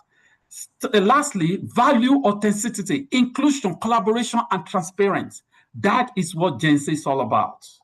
And you guys need to know about this point I raised. You can still look for more points for yourself. Then why youth empowerment matters. You know, a lot of promises from different countries, different governments, different NGO, youth empowerment. But to me, youth empowerment drives economic growth and innovations. There are youth out there in Nigeria, Sierra Leone, Ghana, Gambia, name them. You understand that once they are empowered, they will change the economy of the country. But why are they not empowered is the question we cannot ask or we cannot answer. It reduces unemployment, poverty, and social inclusion, empower young people, both active citizens and responsible leaders. Yes, that's why these youth, they have nothing to do. They're doing whatever they want to do. Investing in youth strengthens democratic governance and social stability. That's why, you see, that's why the government there will not want to invest, because they want to use a youth to do their norms. Let me just use that. I know most of you understand that. What is the importance of mentorship to you guys, to Gen Z? Mentorship provides guidance, support, and career direction. 2, it helps young people develop confidence, resilience, and leadership skill. Let me tell you something. From the university, even before I entered university, I downloaded, because I normally go to those stubborn cyber cafe there. They were stubborn. If you join my generations, you understand cyber cafe. It's not that easy. So understand, we don't go to cyber cafe this time around, but that time, you cannot do it at home. You have to go to cyber cafe. I downloaded all the clips, the video, the picture of Martin Luther King. And I pasted it near my bed. That was my mentor. Apart from the Lord Jesus Christ himself, Martin Luther King was the one I was puncturing in. So I never look at any Black leaders because I've never seen anyone to. I only admire them. But I listened to the word of Martin Luther. I listened to his drive. I listened that what you say today can become your future tomorrow. So I pictured him, and one word the other. That was what drive me to become. Most university, my mates during my during my time in engineering, during this thing, my when I was staying in the university, then my first 100 level, I can tell you that they don't even know my name. They always call me great PRO. I went to different universities to campaign against the ill of the military and all that, but I refuse to be in politics today because that's not my direction. My direction is to sit down with you like we're talking. Yes, making the school, the youth to get their directions, to know this. So empower young people, become active citizens, responsible leaders. Invest in young strength. Okay, then what's the importance of they say help young people develop confidence, resilience, and leadership skill. Bridge the gap between education and employment. Yes. And also transfer knowledge, value, and professional experience across generations. Like the guy I told you about in Ghana that has become his own leader now. The US is offering him this visa, is going to the United Nations soon to go and talk. And also, I think South Africa, Morocco, if you see the arcade, they used to welcome the guy. But that was 2 years ago. Can't you see how Gen Z are very dangerous if they have the right mentorship? They are. His leadership now is amazing. And I'm proud because I keep saying him that when you mentor someone, you are creating yourself into that person. You are mirroring yourself into that person. So what you want to be is what that person will be for you. And when the person grow, you grow too, because it makes reference to you. Challenges facing Gen Z in West Africa. I'm rounding up. What are the challenges? One, high youth unemployment and underemployment. Then limited access to quality education and skill training. Inadequate mentorship and network opportunity. You don't. How do you network with, how with Sierra Leone network with a Nigerian? And with the Nigerian network with South Africa that is even driving the whole African away from their country. See, they don't know that network is going to go a long way with us. Inadequate mentorship and network opportunity. Digital inequality in rural and undeserved community. How can you help the youth there? Limited representation, leadership, and decision-making.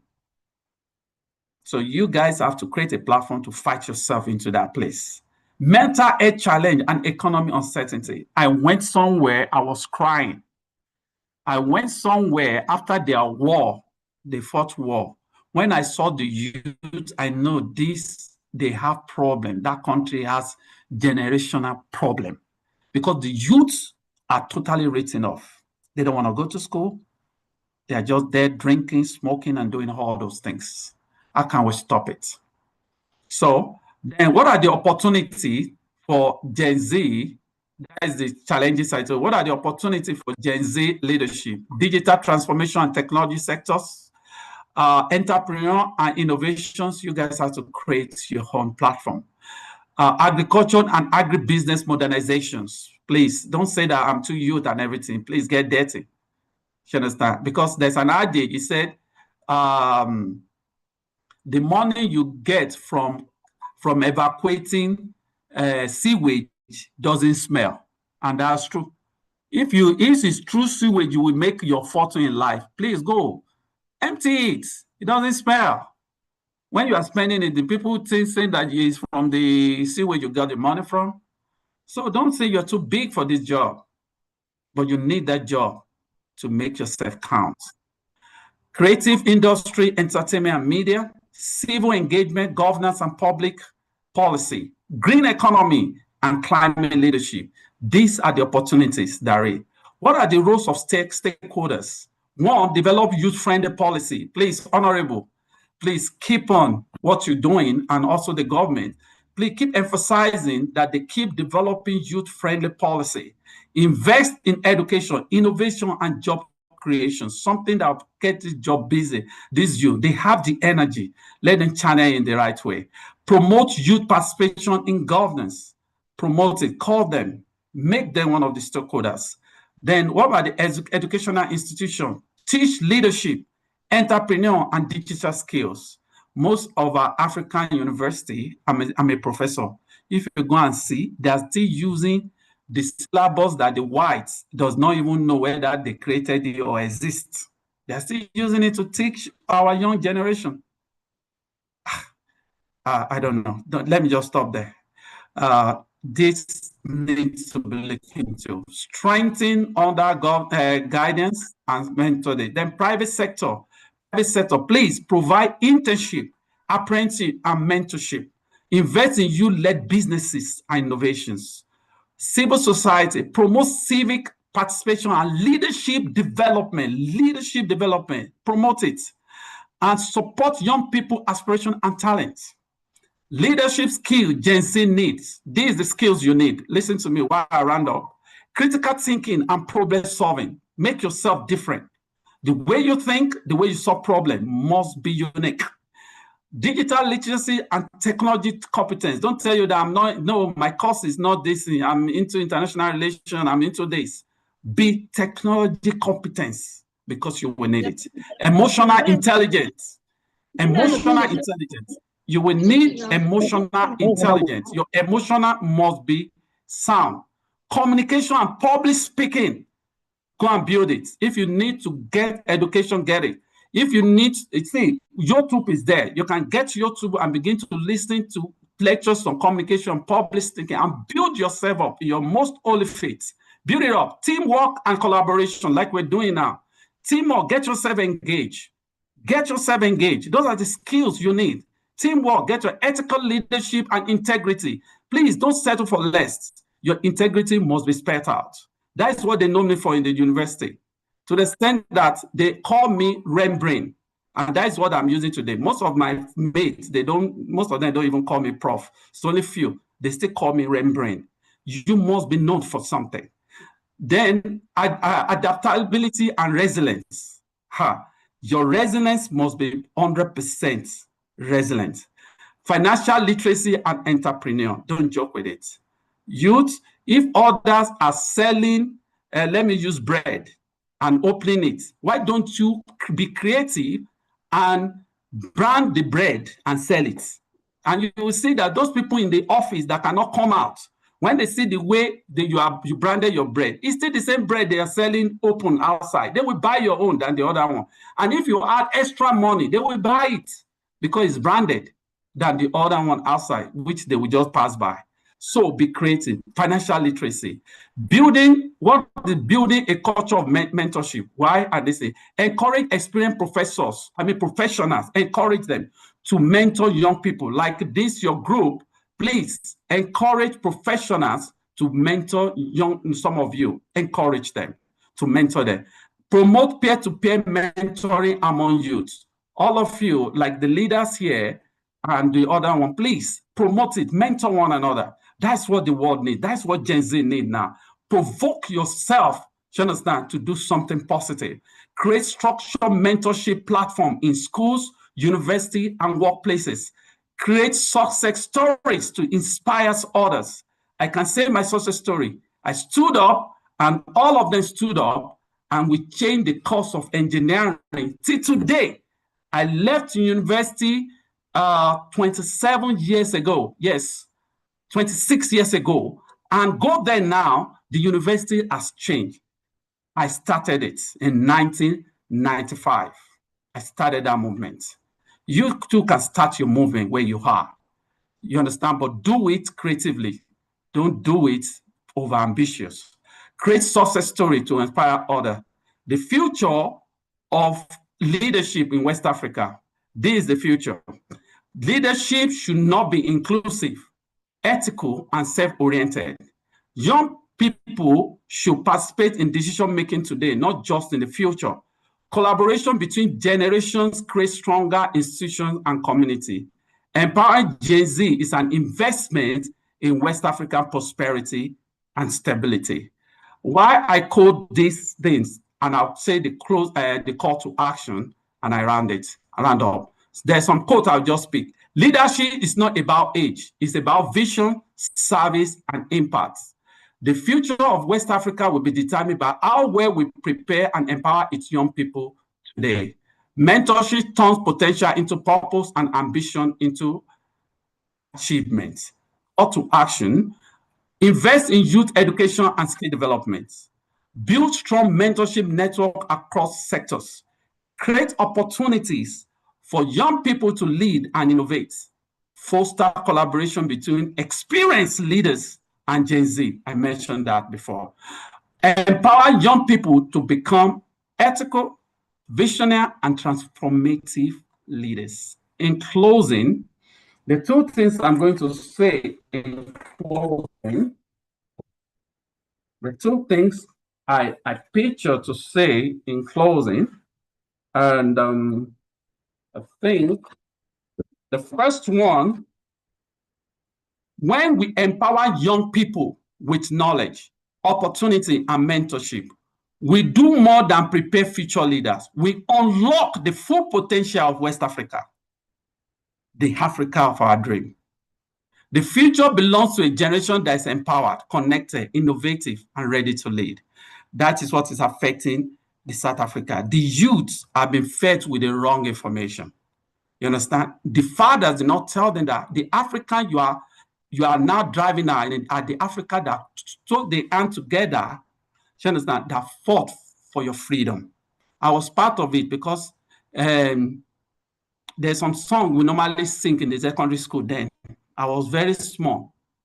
Umilele Africa. I can't recollect it now. About certificate freedom. All Africa stood for them. Now is the Africa you're fighting. No matter what happened, the Chinese, all of them, they open doors for foreigners, and they are now build a mega economies. What are we open door for? We're open door for mediocrity, idiotic things. So when you send them away, how do you want to build your economy? How do you want to build? Later, you say it's the devil that is doing you. All right. I round up with this. The biggest challenge is not about the talents. The biggest challenge is not about the talent, but lack of opportunity. So please, when you see opportunity, harness it. Thank you very much. It's a pleasure speaking with all of you. And I hope I'm able to speak to you guys. And I'd say the next thing I want to hear about you people here that are listening to me is for you to be the best that African will ever produce. You can change the course. You can change what is going on in West Africa. Let us unite. Let there be visa-free in Africa. You guys can fight it. We don't need. I want my friend that I met online through a conference can come to my country without visa. He can come and visit me. We can talk on university. We can start business together in my country. And then we proceed, we succeed, and I can go back to his country and replicate that same business. So we have two-way progress, and we become a billionaire, and we can change things. Let you guys fight. This is my vision, that I don't need visa to Ethiopia. And the Ethiopia will still be querying me about the passport of the country I'm holding. It doesn't make sense. And also, I'm going to another African country, and oh, Jesus, you guys can do it. You guys can stand your ground. You can create a platform and say, this is the Africa of a dream. So when your young people find their way into government, they will change the policy that will suit them and the next generation. So we can have Africa where it's borderless, that I can come to host an event without all those people coming. We have to queue up and be asking for bank statements and be asking for documents. And at the same time, after paying visa fee, they will deny them Africa. We need to do something. And I pray that, like I said, the biggest challenge is not about the talents. Africa, West Africa, we're talented. We're really talented. When I got my scholarship to do one of my masters in China, you know, they were amazed. They said, what? You guys are so brilliant. I said, it's because we don't have the opportunity you guys have. If not, we could have changed our country to China. They were laughing at me, and that's true. And I end up coming out with distinctions. You can do it, all of you. You have the best gifts. In Africa, all the youth have the best gift that they are looking for. So please make this platform count, make yourself worthy ambassador, and also annex the opportunity when it comes to you. Thank you. Thank you so much, Professor Oluremi. I think your intervention was great. I could say it's even a master class, but no wonder you are a double PhD holder. I'm just joking. And thank you so much for the anecdotes you've brought about. I think it made all of us to learn, but also to really love combining the ludic and the academic. It was really great. So Eshe, let me practice my Yoruba with you now. Eshe, so I was in Lagos last week, and I was really astonished by the number of PhD holders in your country. Everyone I've met is like, okay, I'm doctor this, I'm doctor that, I'm professor, and I was like, that's great. No wonder you are the giant of Africa. So, and you have demonstrated it today. Again, we are very happy to have you. I think you are muted, Prof. I said the best you can give Africa is education. Yes, to true. your people is education. Once they're mine, the more I go into studying and reading, I do research. I just release 8 journals and I keep reading. And the more it makes me to know more, there's no limit to reading. So Africa should. You know one thing, there's something that, let me just say this swiftly. Well, the first time I got to China, that was during China Olympic, China Olympic, then Beijing Olympic, they gave me a scholarship.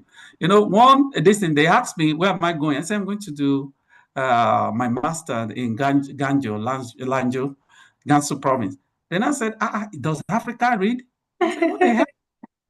I said, we do. He said, there's a saying. He said, if you want to hide something from a black man, write in a book. I said, I think that belongs to your generation. Yeah. I said, now, we don't even write the book. We write the book. That's true. And today, the professor Jiwang is my best friend. That's great. Believe more in Africa. He said, you guys, you have brain. You're too brilliant. I said, yes. Because when I came a few years ago, you told me that they should hide it in a book. But today we are writing in a book for you guys to read. So that is it. Thank you. Yeah, thank you so much, Prof. And I think what you said just confirmed the relevance of what your sister Chimamanda Ngozi Adichie said about the danger of a single story. And I think people like you are really deconstructing those stereotypes about Africa. We were more than happy to hear you talking about the importance of leadership redefinition in our region, but also the necessity to stop the waithood mentality, just be active agent in the future of our continent. And we have learned a lot also in your brilliant presentations about redefining ourselves, but also being the epitome of leadership and fight. And I really like how you framed this desire of raising sustainable Black leaders. We have taken note as West Africa Youth Assembly, and we will definitely use everything you have said. You have told us about the relevance of meaningfully using AI, but also having skills in entrepreneurship, social justice, and also be more focused about what we are doing. I think you left us with a very important question, which is why are young people in West Africa not empowered? And I think throughout your presentation, you definitely gave us an answer to that question, but also a way forward to be empowered in West Africa by being intentionally choosy about our mentors. We have learned from you, Professor, that a mentor does not necessarily have to be alive. The mentor may be even someone that is no longer here, as your case with Martin Luther King Jr. And I think that's something which is really great. And to conclude, Prof, as you said, when you mentor someone, you are creating yourself within that person. Thank you so much, Professor Oluremi. It was our distinguished honor to have you on board. I'm giving the floor to my colleague, Honorable Yasin. Eshe, Prof. Thank you very much, Honorable Aisha, for this brilliant moderation. Really, thank you. So just let us remember that Generation Z is not merely a demographic shift. They are an economic, technological, and socio-political powerhouse. They are digital natives redefining remote work, content creation, social accountability, and decentralized innovation. The core mandate of this session is to investigate how we can systematically harness this unique energy to catalyze a permanent transformation across West Africa.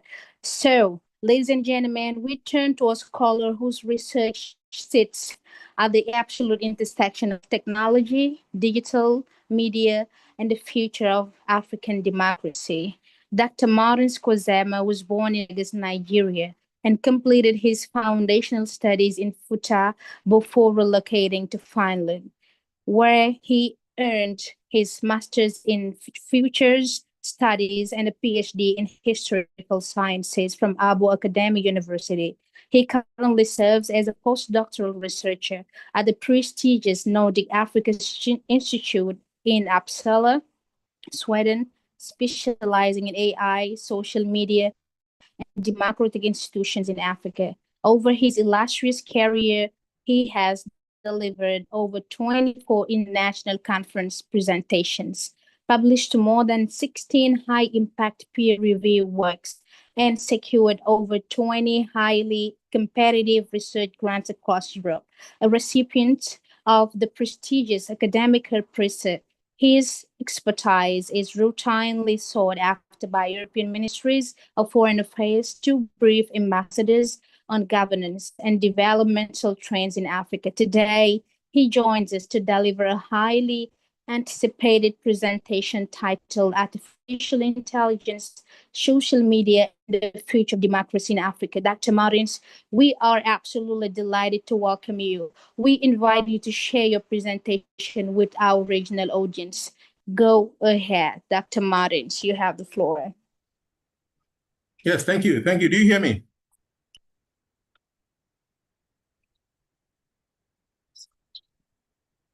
Do you hear me, Yasin? Okay, thank you, Isa. My name is Martin Squazema. Absolutely. Yes. Absolutely. Yes, thank you. I'm just going to be trying my best to work with time to speak a little bit about my research on Gen Zs and the future of democracy in Africa, 2063. I've been working on this project for since 2024. And it's been a postdoctoral project where I've been working across 7 countries and 42 in-depth interviews, 16 focus group discussions, and working around to understand the Gen Z in Africa, both from East Africa and West Africa. So the countries I've been working with have been Kenya, Ghana, Madagascar, Morocco, Nigeria, South Africa, and Tanzania. I've been doing field work around these countries, speaking to Gen Zs across them. So the few thoughts I just want to share with you guys today is, first of all, how do Gen Zs vote, especially when we speak about democracy? We know ECOWAS is still a bastion of democracy in West Africa, and we are really fighting hard that we do not lose our democracy. So according to the latest Afrobarometer statistics, the way the Gen Z vote is the fact that they believe in democracy. 64% of them, they believe democracy over any kind of other system, but 80% of them reject dictatorship. 65% of them reject military rule, but 56% of Gen Zs across Africa would accept military takeover if the government misuse democracy for personal gain. All right, so it's really important to understand how the Gen Zs view voting and democracy. Across Africa as well, Gen Z, these are some of my findings from my research. Gen Z, 40% of the Gen Zs view the officials in the presidency as corrupt. 60% are dissatisfied with how democracy functions in their country. And Gen Z vote, they engage less, all right? Their engagement in voting and, contacting a civic practitioner, for example, is less because of this perceived lack of trust they have in the electoral systems, all right? And it says that the Gen Zs, the youth, actually trail behind 7 to 12% in activities in joining civic actions or contacting local leaders. Now, who are these Gen Zs? Gen Zs is the name Generation Zoomer. That's how it was coined, and they refer to the cohorts, the demographic in Africa born between 1997 and 2012. We know we're expecting a youth bulge in Africa, where we speak about how by 2050, we're expecting a population of the continent of 2.6 billion.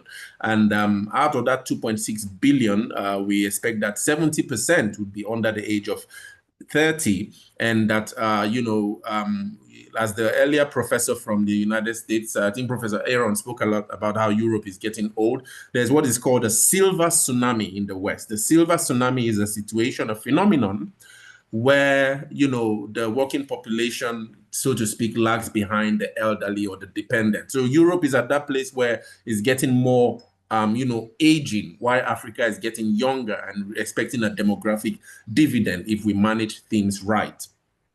So we are speaking a lot by 2040, Africa's working age population, which is 15 to 64, is expected to exceed the working population of India and China combined to 1.1 billion. It's expected to be the world's largest potential force. And now we are speaking about the Gen Zs, but by 2050, 63, we'll be adding the Generation Alpha and Generation Beta. So this is a critical generation that has to be managed carefully. What are the characteristics of the Gen Zs? I think Professor Remy did some justice to this, but I'll just add a little bit of some characteristics I found from my research. They value negotiation, right? Environmental friendliness, inclusiveness. In Sweden here, environmental friendliness was sparked by a lady called Greta Thunberg, all right? These are Gen Zs. But in Africa, we're also seeing its version as well. The Gen Zs in Africa also value social consciousness, transparency, and accountability. I think our first speaker here, who is the head of the student union in the Commonwealth, spoke a lot about transparency. That's a Gen Z value. Accountability as well. They have a really strong orientation to family. They abhor injustice terribly, and they are tech savvy, as Professor Remy spoke about, and technologically driven, all right? And they have this ability to use digital tools in creative ways away from what these tools were initially designed to be. So, for example, a good example is in Nepal. We had in Nepal recently, there's a now president who was a former musician, was a former rapper, and the home minister was a former DJ, Balendra Shah and Sudan Gurung. So the Gen Zs at the global space are beginning to show up and take leadership positions. In Africa, we'll be expecting, some of those dynamics as well.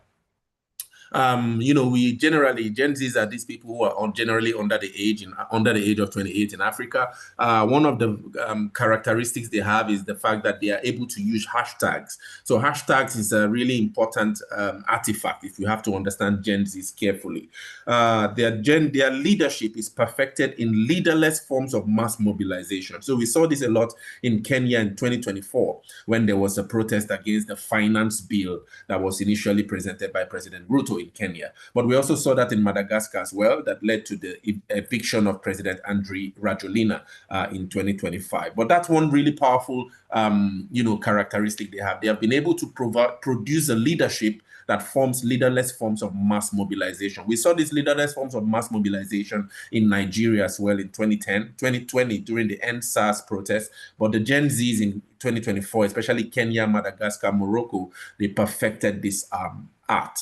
Their core objective is to entrench a civic consciousness across the continent of Africa, where civic education becomes their vehicle, especially as I study West Africa, but also a lot of, when I study East Africa, but a lot of West Africa, especially Nigerian Gen Zs, are beginning to engage in a lot of civic education on social media, which is a powerful trait they have. And their core strength is the fact that they are watchdogs for democracy. So they might not be so perfect in terms of taking leadership roles in the parliament and all that. But one thing they will be excellent in is to be watchdogs of democracy. They will not allow you abuse democracy. They would call out the abuse of democracy whenever they see it. They would call out emergent authoritarianism. This is the generation we are dealing with, all right? So there has been questions about what is the difference between the Gen Z's rising and the Arab Spring in 2020. Earlier in the 2000s. We saw that the difference basically is that the Arab Spring was a majorly, predominantly Muslim-led movement and, had a lot of influence, religious influence, but it was also sparked by this violent emulation of this vegetable seller and all that. The Gen Zs didn't necessarily have their dynamics are actually a little bit different, and I'll be going through some of that. Now, in trying to understand the Gen Zs, because we have to work with time, I think it's important to understand the fact that there's the mobilization tool, which many of us in Africa take for granted. But this particular tool was very significant in Kenya, because it was by this tool they were able to organize themselves and shut down the entire country in 2024. TikTok was launched in 2016, and it was initially known as the dancing app. I'm sure many of us may be here on TikTok, but in TikTok has 1.6 billion users monthly, and 60% of TikTok users are Gen Z. So if you want to understand Gen Z, you must understand TikTok, all right? The largest demographic on TikTok is 18 to 24 years old. Now, TikTok fuels passion for civic education among these Gen Zs. What we started to see in Kenya, in Madagascar, and all that is that these Gen Z started to use 30, 40-second videos to carry out education, all right? So we started to see new forms of civic education using TikTok videos as the classroom.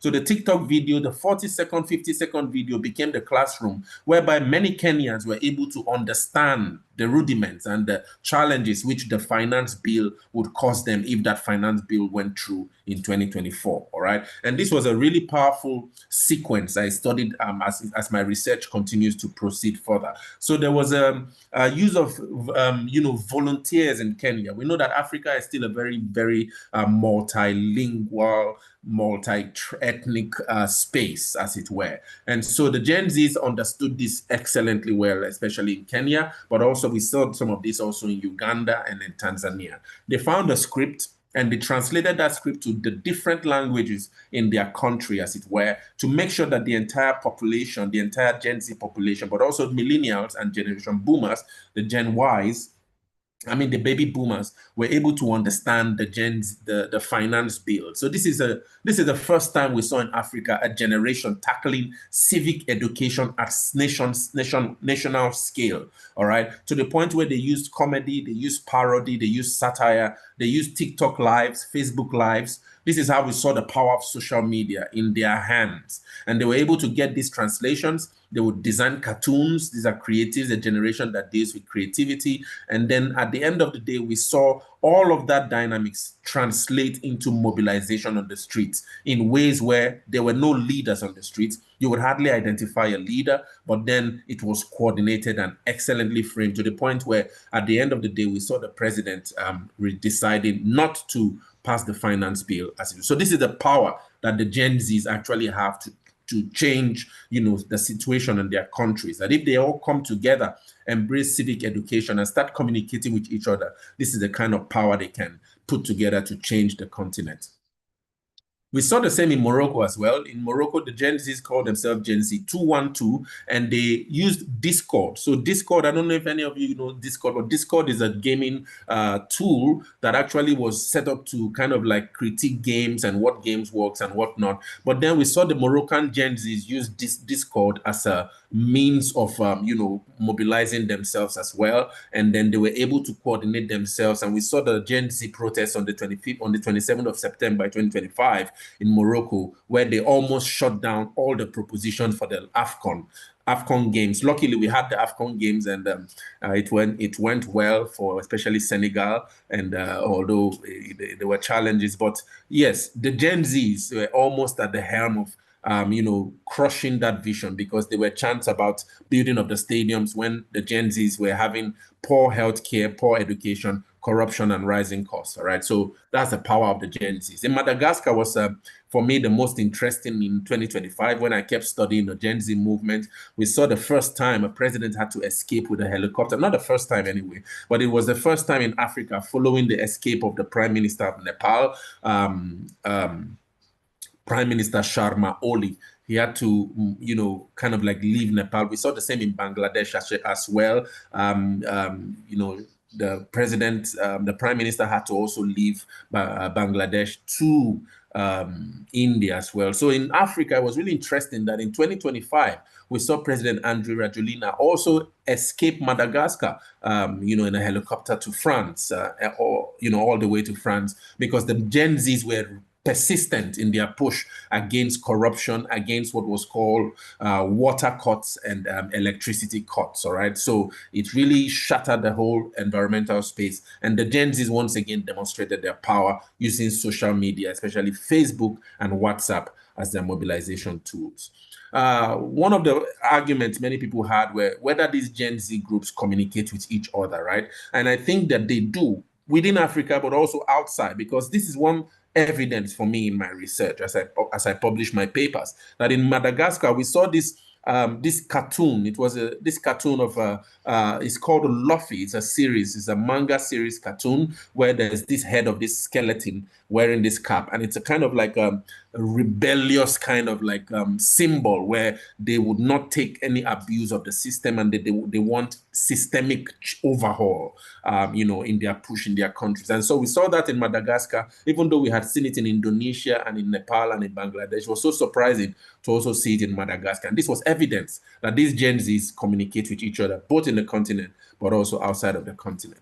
Another interesting thing now we're seeing with the Gen Zs in Kenya is this thing called Tuko Kadi. Tuko Kadi is a Swahili rendition for I am kind of like a voter, so to speak. Speaks of a heavy voter consciousness that, you know, even though they stormed the streets in 2024, 56 of them died in that altercation with the state forces in Kenya. The whole world got, the whole world was shocked at that. But then we slowly started seeing at the beginning of this year, Tuko Kadi, which was a way the Gen Zs in Kenya started to use TikTok and Instagram and, X especially also to gather, to register themselves as voters, all right? So even though the presidency had a budget for civic education by the IEBC, Independent Electoral Boards Commission, the Gen Zs now decided to mobilize themselves to the point where as we speak, this was as at 2 months ago, 2.6 million Gen Zs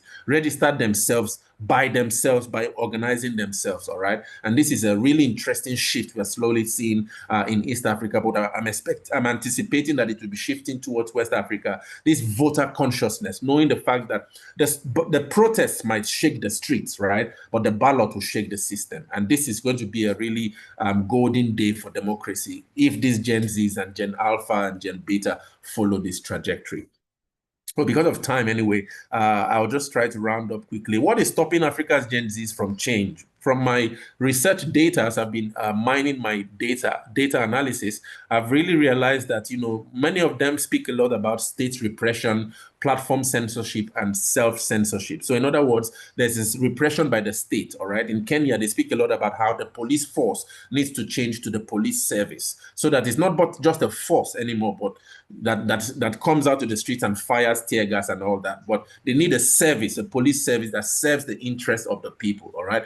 In Nigeria and West Africa especially, they speak about the cabal syndrome. So one of my respondents in my research spoke a lot about how even when the youth get into power, they do not have their own agency. They seem to be entering into a controlled structure where if you have to move the way they move, otherwise if you do not, there's another sorry situation, all right?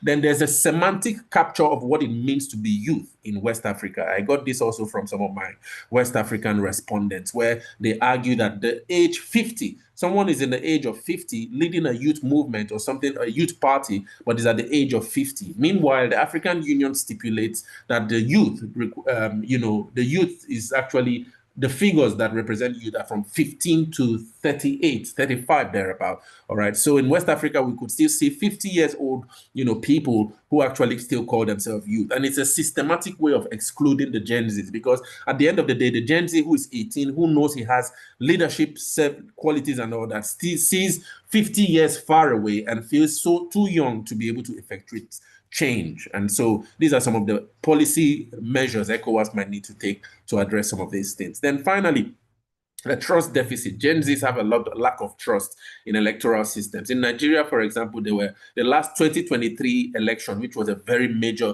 election in Nigeria at the time. There was 93 million people that voted, registered, but only 20 million came out to vote. When you ask why, many of them argued that my vote doesn't count and all of that. So these are some of the things ECOWAS would need to take into consideration. Yeah, so some implications of the Gen Z movement in Africa anyway. Some of the things I'm beginning to hear from them them, the more I speak to them across the continent and in my research, is that they want to renew social contracts, all right? Most of the social contracts that still exist in many African countries are from the colonial periods and all that. They want a renewal, all right? Many of them also want a continent-wide civic culture. That's why I enjoyed Professor Remy spoke a lot about this civic, culture.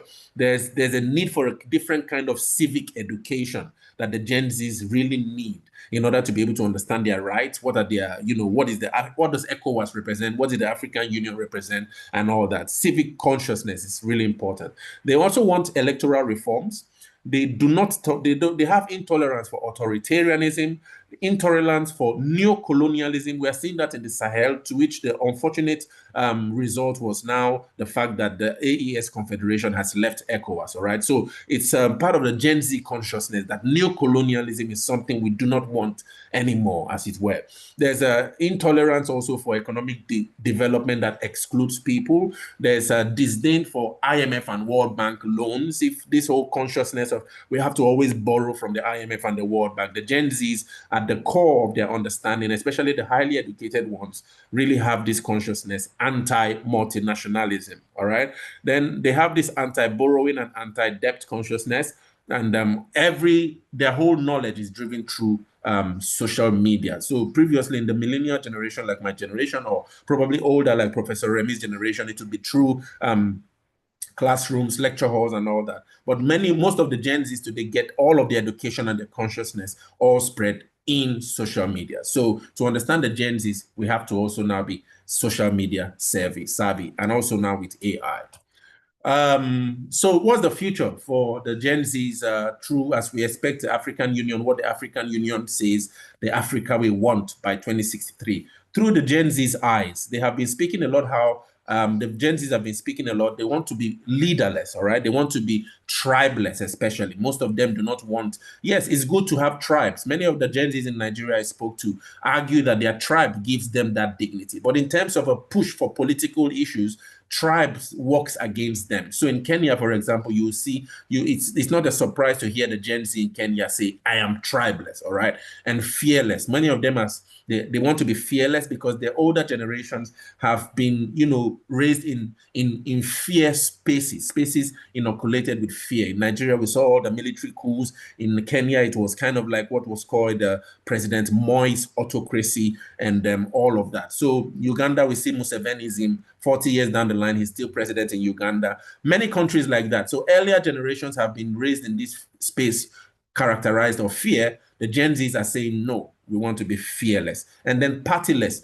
Partyless is a really interesting hashtag you see among Gen Zs in Africa, although it's still not yet as much in Nigeria or West Africa, because in West Africa, one of the things my research has been showing is that the Gen Zs in West Africa work within the party to effect change. In East Africa, they are totally against the system. They don't want to have parties, and they want to kick out the system and introduce a new system. So this is the way, these are some of the differences between the Gen Zs they're seeing. So finally, what are the Gen Zs asking for by 2063? Especially ECOWAS has ECOWAS Vision 2050, AU has 2063. These are all long-term projections, and it's important to understand what the Gen Zs are after.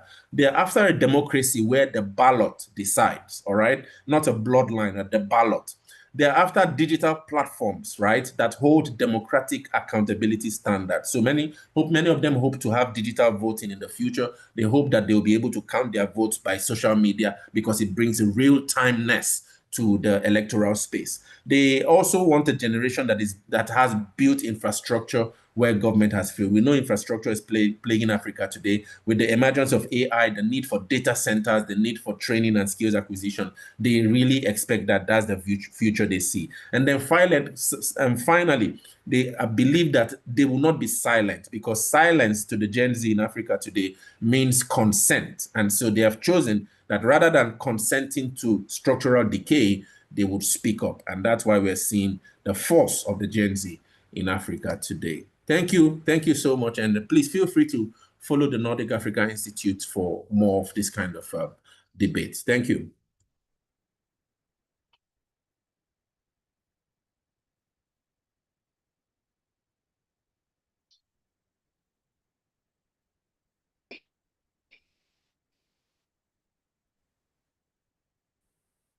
Thank you very much.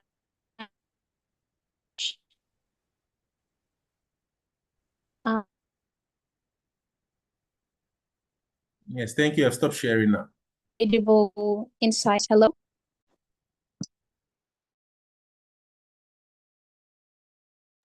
Yes, thank you. Thank you very much.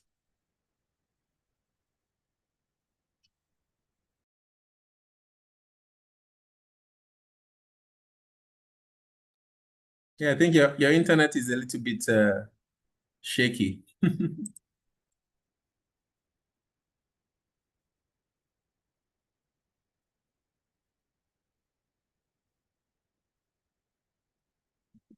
Yeah, I think Yasin, you're likely muted. Okay, can you hear me? I'm sorry, my network is struggling, but Yes. thank you very much, Dr. Martin Kose, for these incredible insights. Your insightful analysis of Gen Z's characteristics are very loud and very important. Transparency, use of digital tools, use of hashtags, mass mobilization with examples of Kenya 2024, Madagascar, Morocco are important to understand how to deal with them. If someone ignores what Generation Z is capable of, let us ask Senegal, let us ask Kenya, and all those countries that have followed democratical movement thanks or because of Gen Z's power. They are very powerful, and we need to act to just canalize this force. Your analysis shows that evidence are very important to know how to deal with them. Even the TikTok asset that you have mentioned, because today elections are half won through social media, through TikTok. Someone says, let us one of those candidates in one of some of these countries, let us just let him know that it's not social media that wins elections. But after those elections, he realized that social media is a very important force to gain a seat in the state or the government. So thank you very much. This is really inspiring. This is really holistic. Thank you, Dr. Kwazema. I will not keep you any longer. We have been, putting you on standby for a moment. So thank you very much for all that you have delivered as a speech and an analysis. You have really, really, really put the point where it should be. Thank you, Kwazema. If you have a few words to just say, let's close this session and then move on to the next. Thank you. Yeah, thank you. Yeah, thank you. I just really want to also appreciate the invite, and especially from Esquire Junaidu. I like to call him Haifan. But it's really nice also meeting you guys and listening to Professor Remy and all the wonderful speakers here. And we hope that we can have a bigger event and come together once more and think together. But thank you so much. And check out the Nordic Africa Institute. We're doing also great research. Thank you. All right. Thank you very much. We'll do as you said. And well, moving right along, it's time to open our third plenary session. Our moderator for this block is a powerhouse of grassroots mobilization, institutional development, and youth policy development right from the smiling coast of Africa. When I say the smiling coast of Africa, you must know who I'm talking about, but let's just move on. Honorable Boubacar is the highly respected chairperson of the National Youth Council, WIRE structure in the Gambia. He is a phenomenal leader whose strategic focus on creating sustainable youth networks continues to change lives daily. Honorable Boubacar, we look forward to exceptional leadership of this session. Please take over the platform. Thank you. Good evening, everyone. I hope I am edible.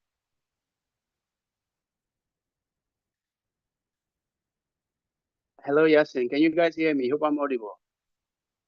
Yes, we can hear you, Boubacar. All right. Thank you. Yeah, you can continue, right? It's been marathon of great presentations. I think I was so impressed with with all the speakers, most especially the minister from the Gambia, Honorable Bakari Baji. We want to thank him for his immense contribution to this event, and everyone else that has been here. This session is something very important, and especially for me, many of my likes that are into innovation and creative industry. When you say Gen Z innovation, what are we doing for dwelling West Africa's digital and creative renaissance? So we have two speakers. I don't know if we have Dr. Ahmed and Honorable Jenny Attunes here.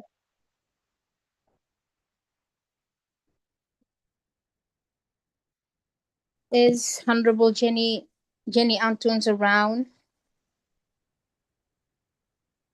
I don't think so, Boubacar. So let me check. Honorable Dr. Ahmed Ahmed as well is not. Yes, Dr. Ahmed. No, he's not here. So we have who do we have on board? I think it's Junisa, right? Yes, we have Junisa, of course. We have him around us. We have Junisa Kalon. Give me a second. Let me say something. How is the network around your areas? I think Africa we have a bigger problem, yeah? Yasin, how is the network in your end? A little bit hard to deal with the network. The internet is crazy in Africa. I think all of us are struggling with our internet connectivity. Okay. So if Junisa, I'm sorry, if Jenny Antunes and the other is not here, sorry, we can move on to the next panel session. And with that session, yes, I think we'll have Daniel to moderate it. Of course, Daniel is around. Yes. Yeah. Or let's call Junice. Are you here? If you can hear us, you can just show yourself and then make your presentation. Honorable Junisa. Yes, I think he's here. I don't know what happened.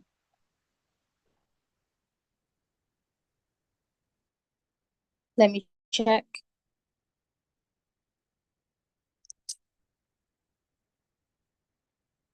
Can Junisa hear us? Junisa, Honorable Junisa.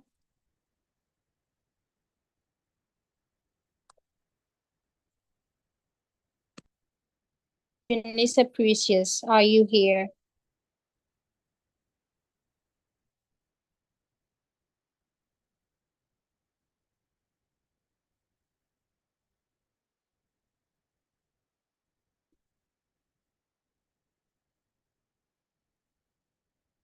Okay. Do we have here Arno Chandrabelgo? Here Arno from Cote d'Ivoire. Here Arno Chandrabelgo from Cote d'Ivoire. Can you hear us? No, he's not here. So Junisa, can you raise your hand if you're around? All right, so no problem. We're just gonna continue.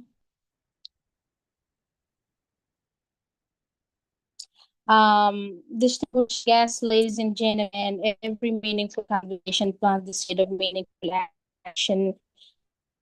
This second edition of our virtual summit series has been nothing spectacular storm. We have engaged with many actively to the about generation now tangible solutions for education, digitally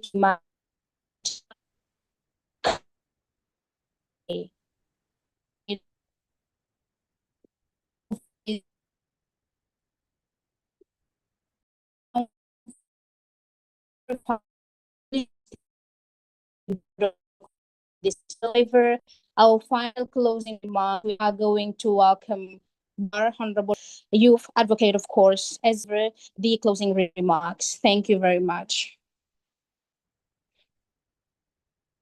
Boubacar.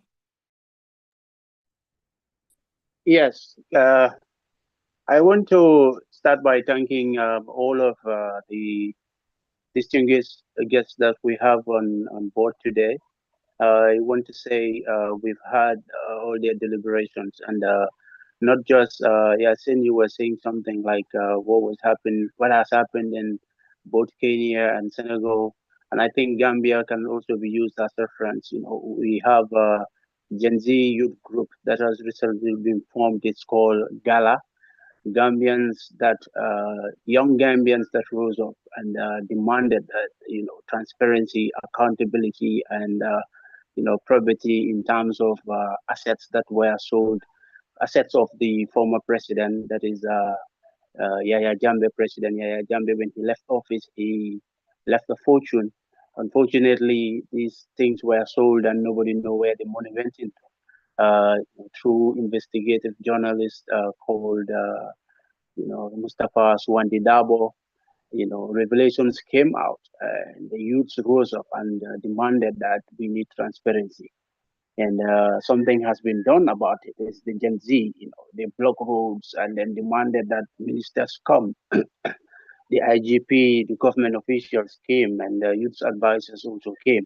They talked to the youths, and then the demand was met within a few weeks. Just recently, I think I spoke to Yasin about the electricity difficulty that we're having in Gambia. The same thing happened. Youths rose up and decided and demanded that within 10 days the system be fixed. And we've seen significant improvement in terms of that regard. So I think it is important that we understand the power that we hold. We are not just, going to sit and watch other sideliners or youths that are like, okay, when they see activities that are happening, they just invite us as guests. We sit in one corner. At the end of the day, they give us transport refunds and feed us and think that is enough for us. No, we want to be in the front line. We want to be part of every activity that is happening. Any activity that is for the youths without the, presence of the youths or their fully participation is not for the youths. So this is things that were happening in Gambia, in Senegal, in, like they said, in Kenya, and all other parts of Africa.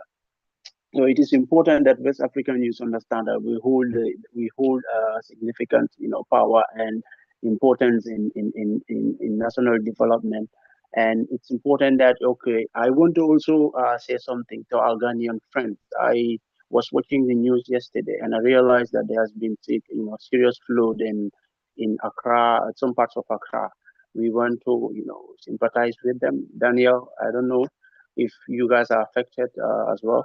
We want to sympathize with all Ghanaian youths and Ghanaians in general for the difficulties that you're facing, and we hope and pray that the matter will be solved. West Africa Youth thanks everybody that comes on board, and then we say, we will meet you again sometime very soon. Hopefully next time we will have a physical conference, and it will be one of a kind in West Africa and the world by extension. Thank you, everyone. Honorable Boubacar, for these brilliant closing remarks. It's my pleasure now to call Junisa to give the willing message. Honorable Junisa, can you please, hello? Yes, I can hear you now. Thank you very much for the opportunity. I've been here since the inception, and I'm very thrilled by what I've heard thus far from various speakers.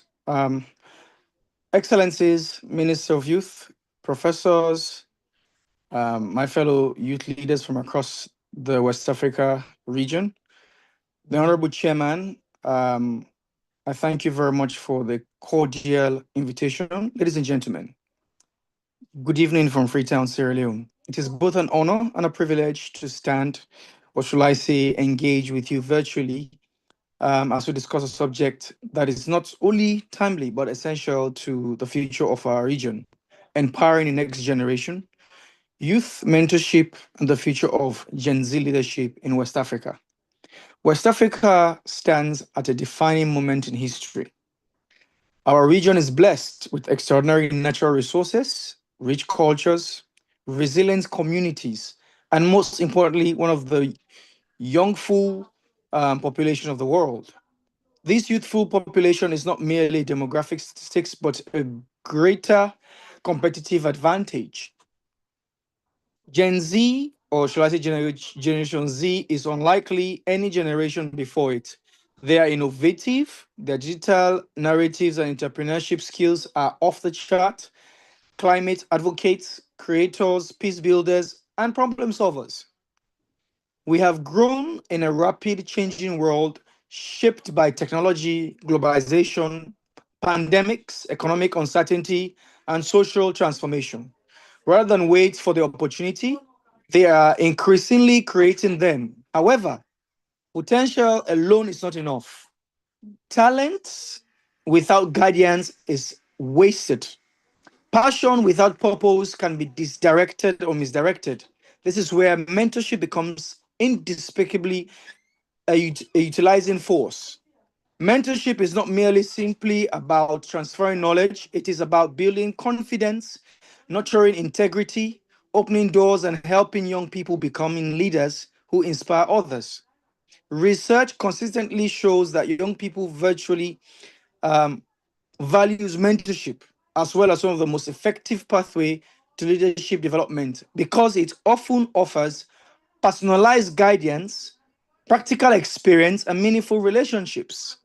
However, across West Africa, we must internally create systems that connect experience with leadership, with emerging youngsters who are coming into systems to change the narrative of our respective member states.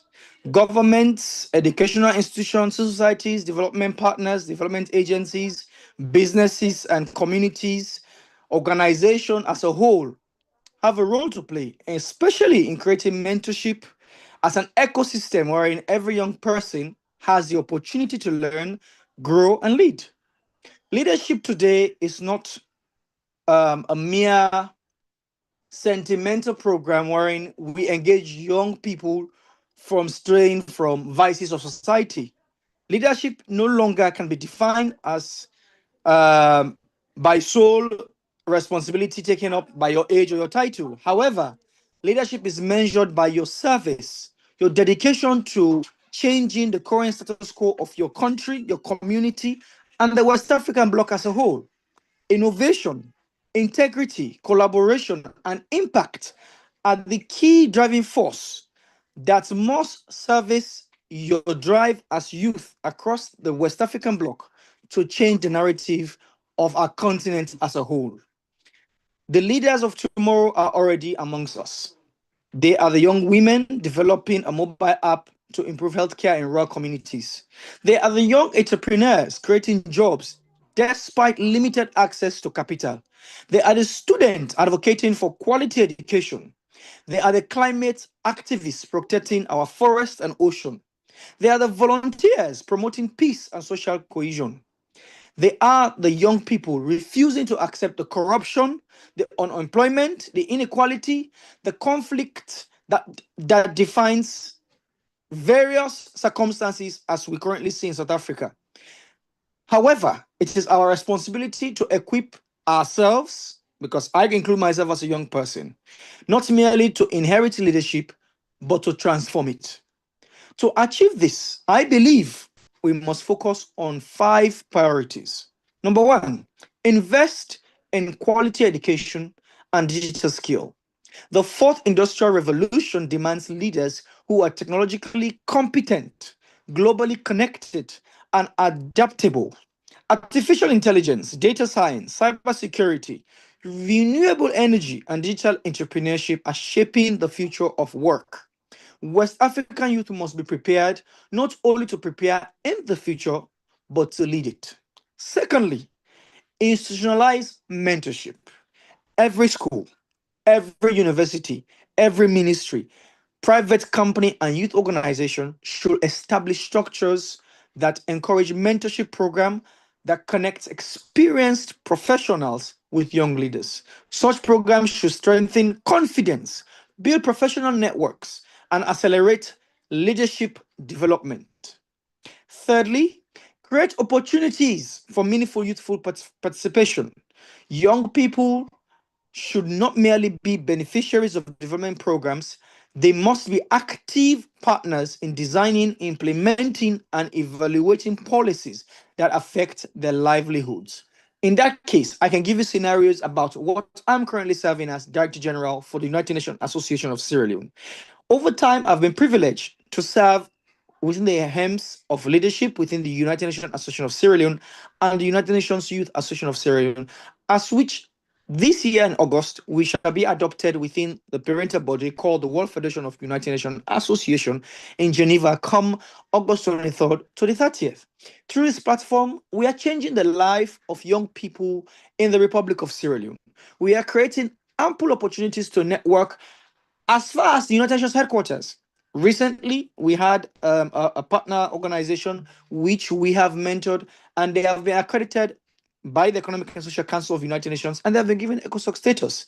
This is a status that accelerates NGOs into not only amplifying representation and participation at the UN, but to give a broader spectrum of voice, give a broader spectrum of views and opportunity to the young people, the millions and thousands of young people we so represent from our constituencies, our member states, who are not able to go to some of these high-level engagements, including the ones that we are holding here on behalf of the West Africa and ECOWAS bloc.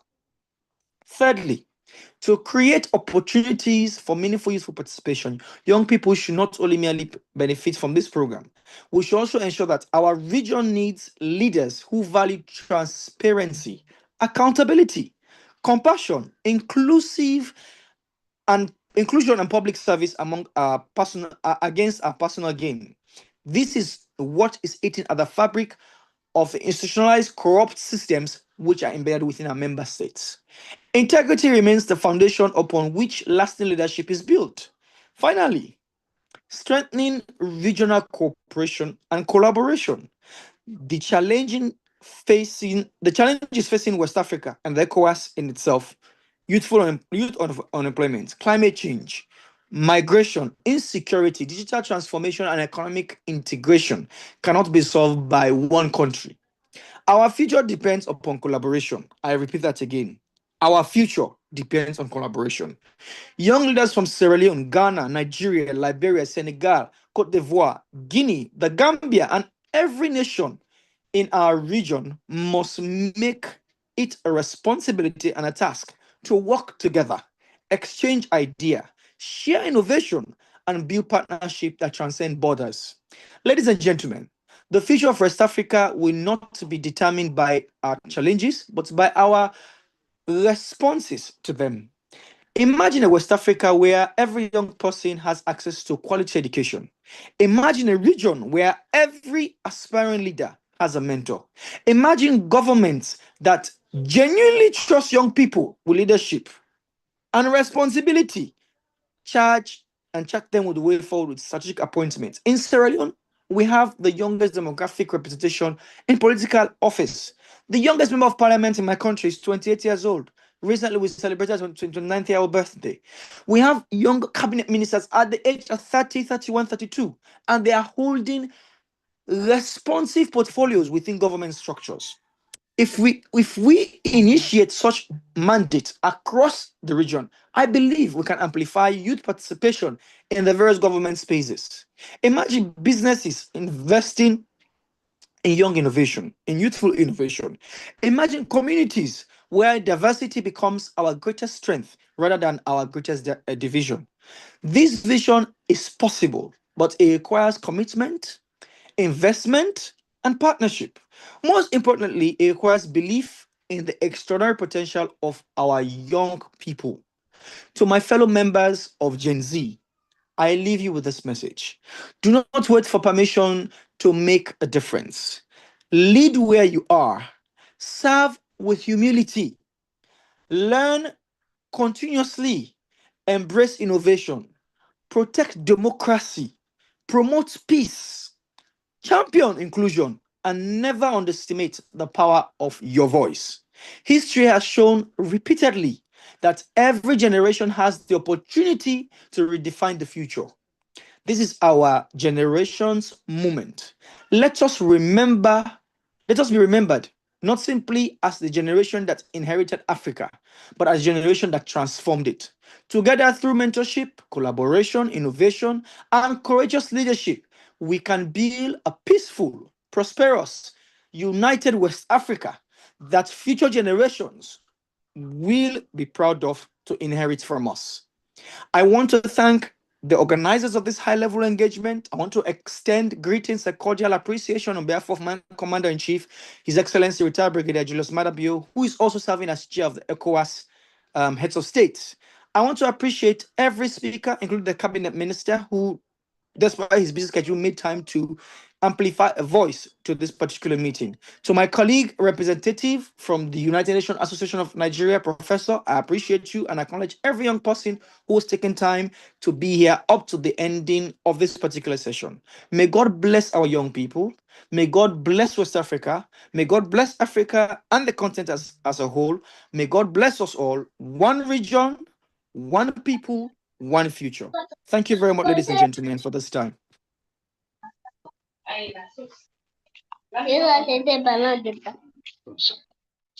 Thank you very much, Honorable Junisa, for this talk, which really encompasses whatever West Africa needs, whatever Africa needs to go ahead, to go forward.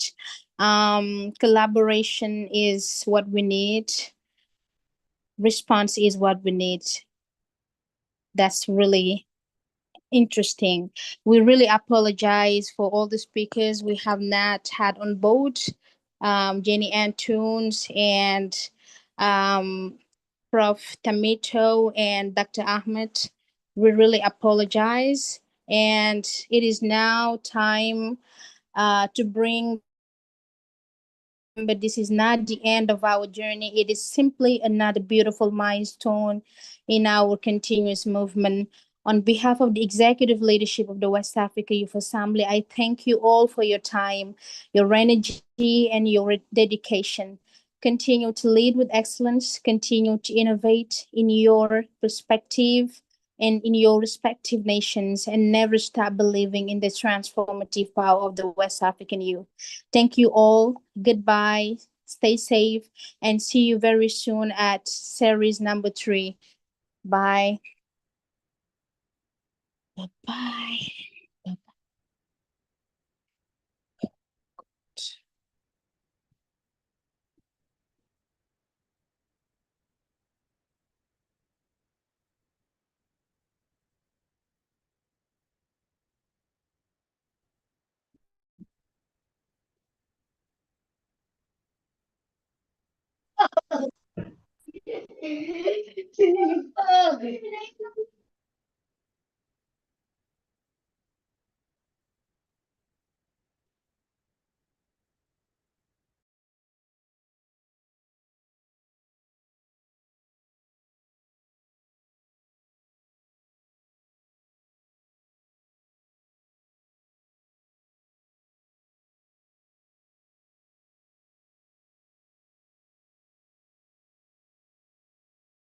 We do a small meeting here.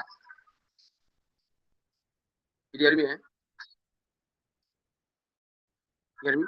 Hello? Hello?